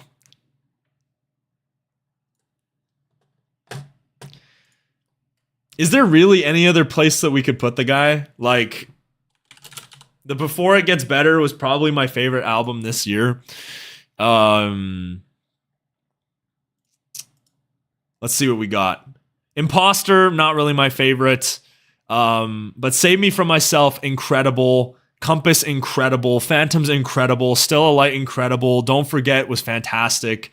The Loneliest and Get a Little Louder, fantastic. Dude, everything that he did was so good this year, man.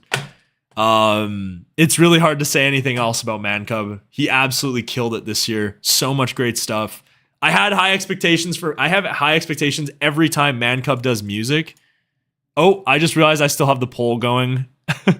Lost Wolves is going to get an NA from chat. That's fair. Again, he's one of the smaller artists. Yeah. Let's get you guys voting on Man Cub.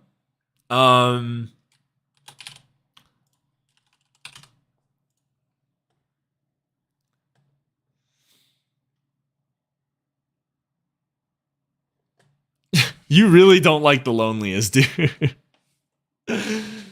Yeah, great year. Great year from Man Cub. It's really hard to say anything else otherwise. I think anyone that's heard that album would agree. He absolutely killed it this year, dude. And like I said, I had expectations for Man Cub, but dude, he somehow destroyed those, man. Yeah, that's a runaway above. All right, I'm gonna get a photo of these. And then, or I guess I can just pull up the stream next time. Okay, we'll stop recording. Yeah. Damn it, man. I really wanted to do that longer. Felt like we had something going, but we'll finish the tier list next time. And yeah, I should probably get going because I got to get to this venue. I'm going to have to grab food after too. So, damn. All right, but thank you guys. Thank you all for tuning in. I really appreciate you guys for tuning in. This was a great stream. We'll continue this next time for sure. We'll do some more 2023 activities in the next stream probably as well, along with listening to the new music. So, but want to go support my guy. So, yeah. Hope you guys all have a good weekend. I will see y'all in the Discord. We will do this next week.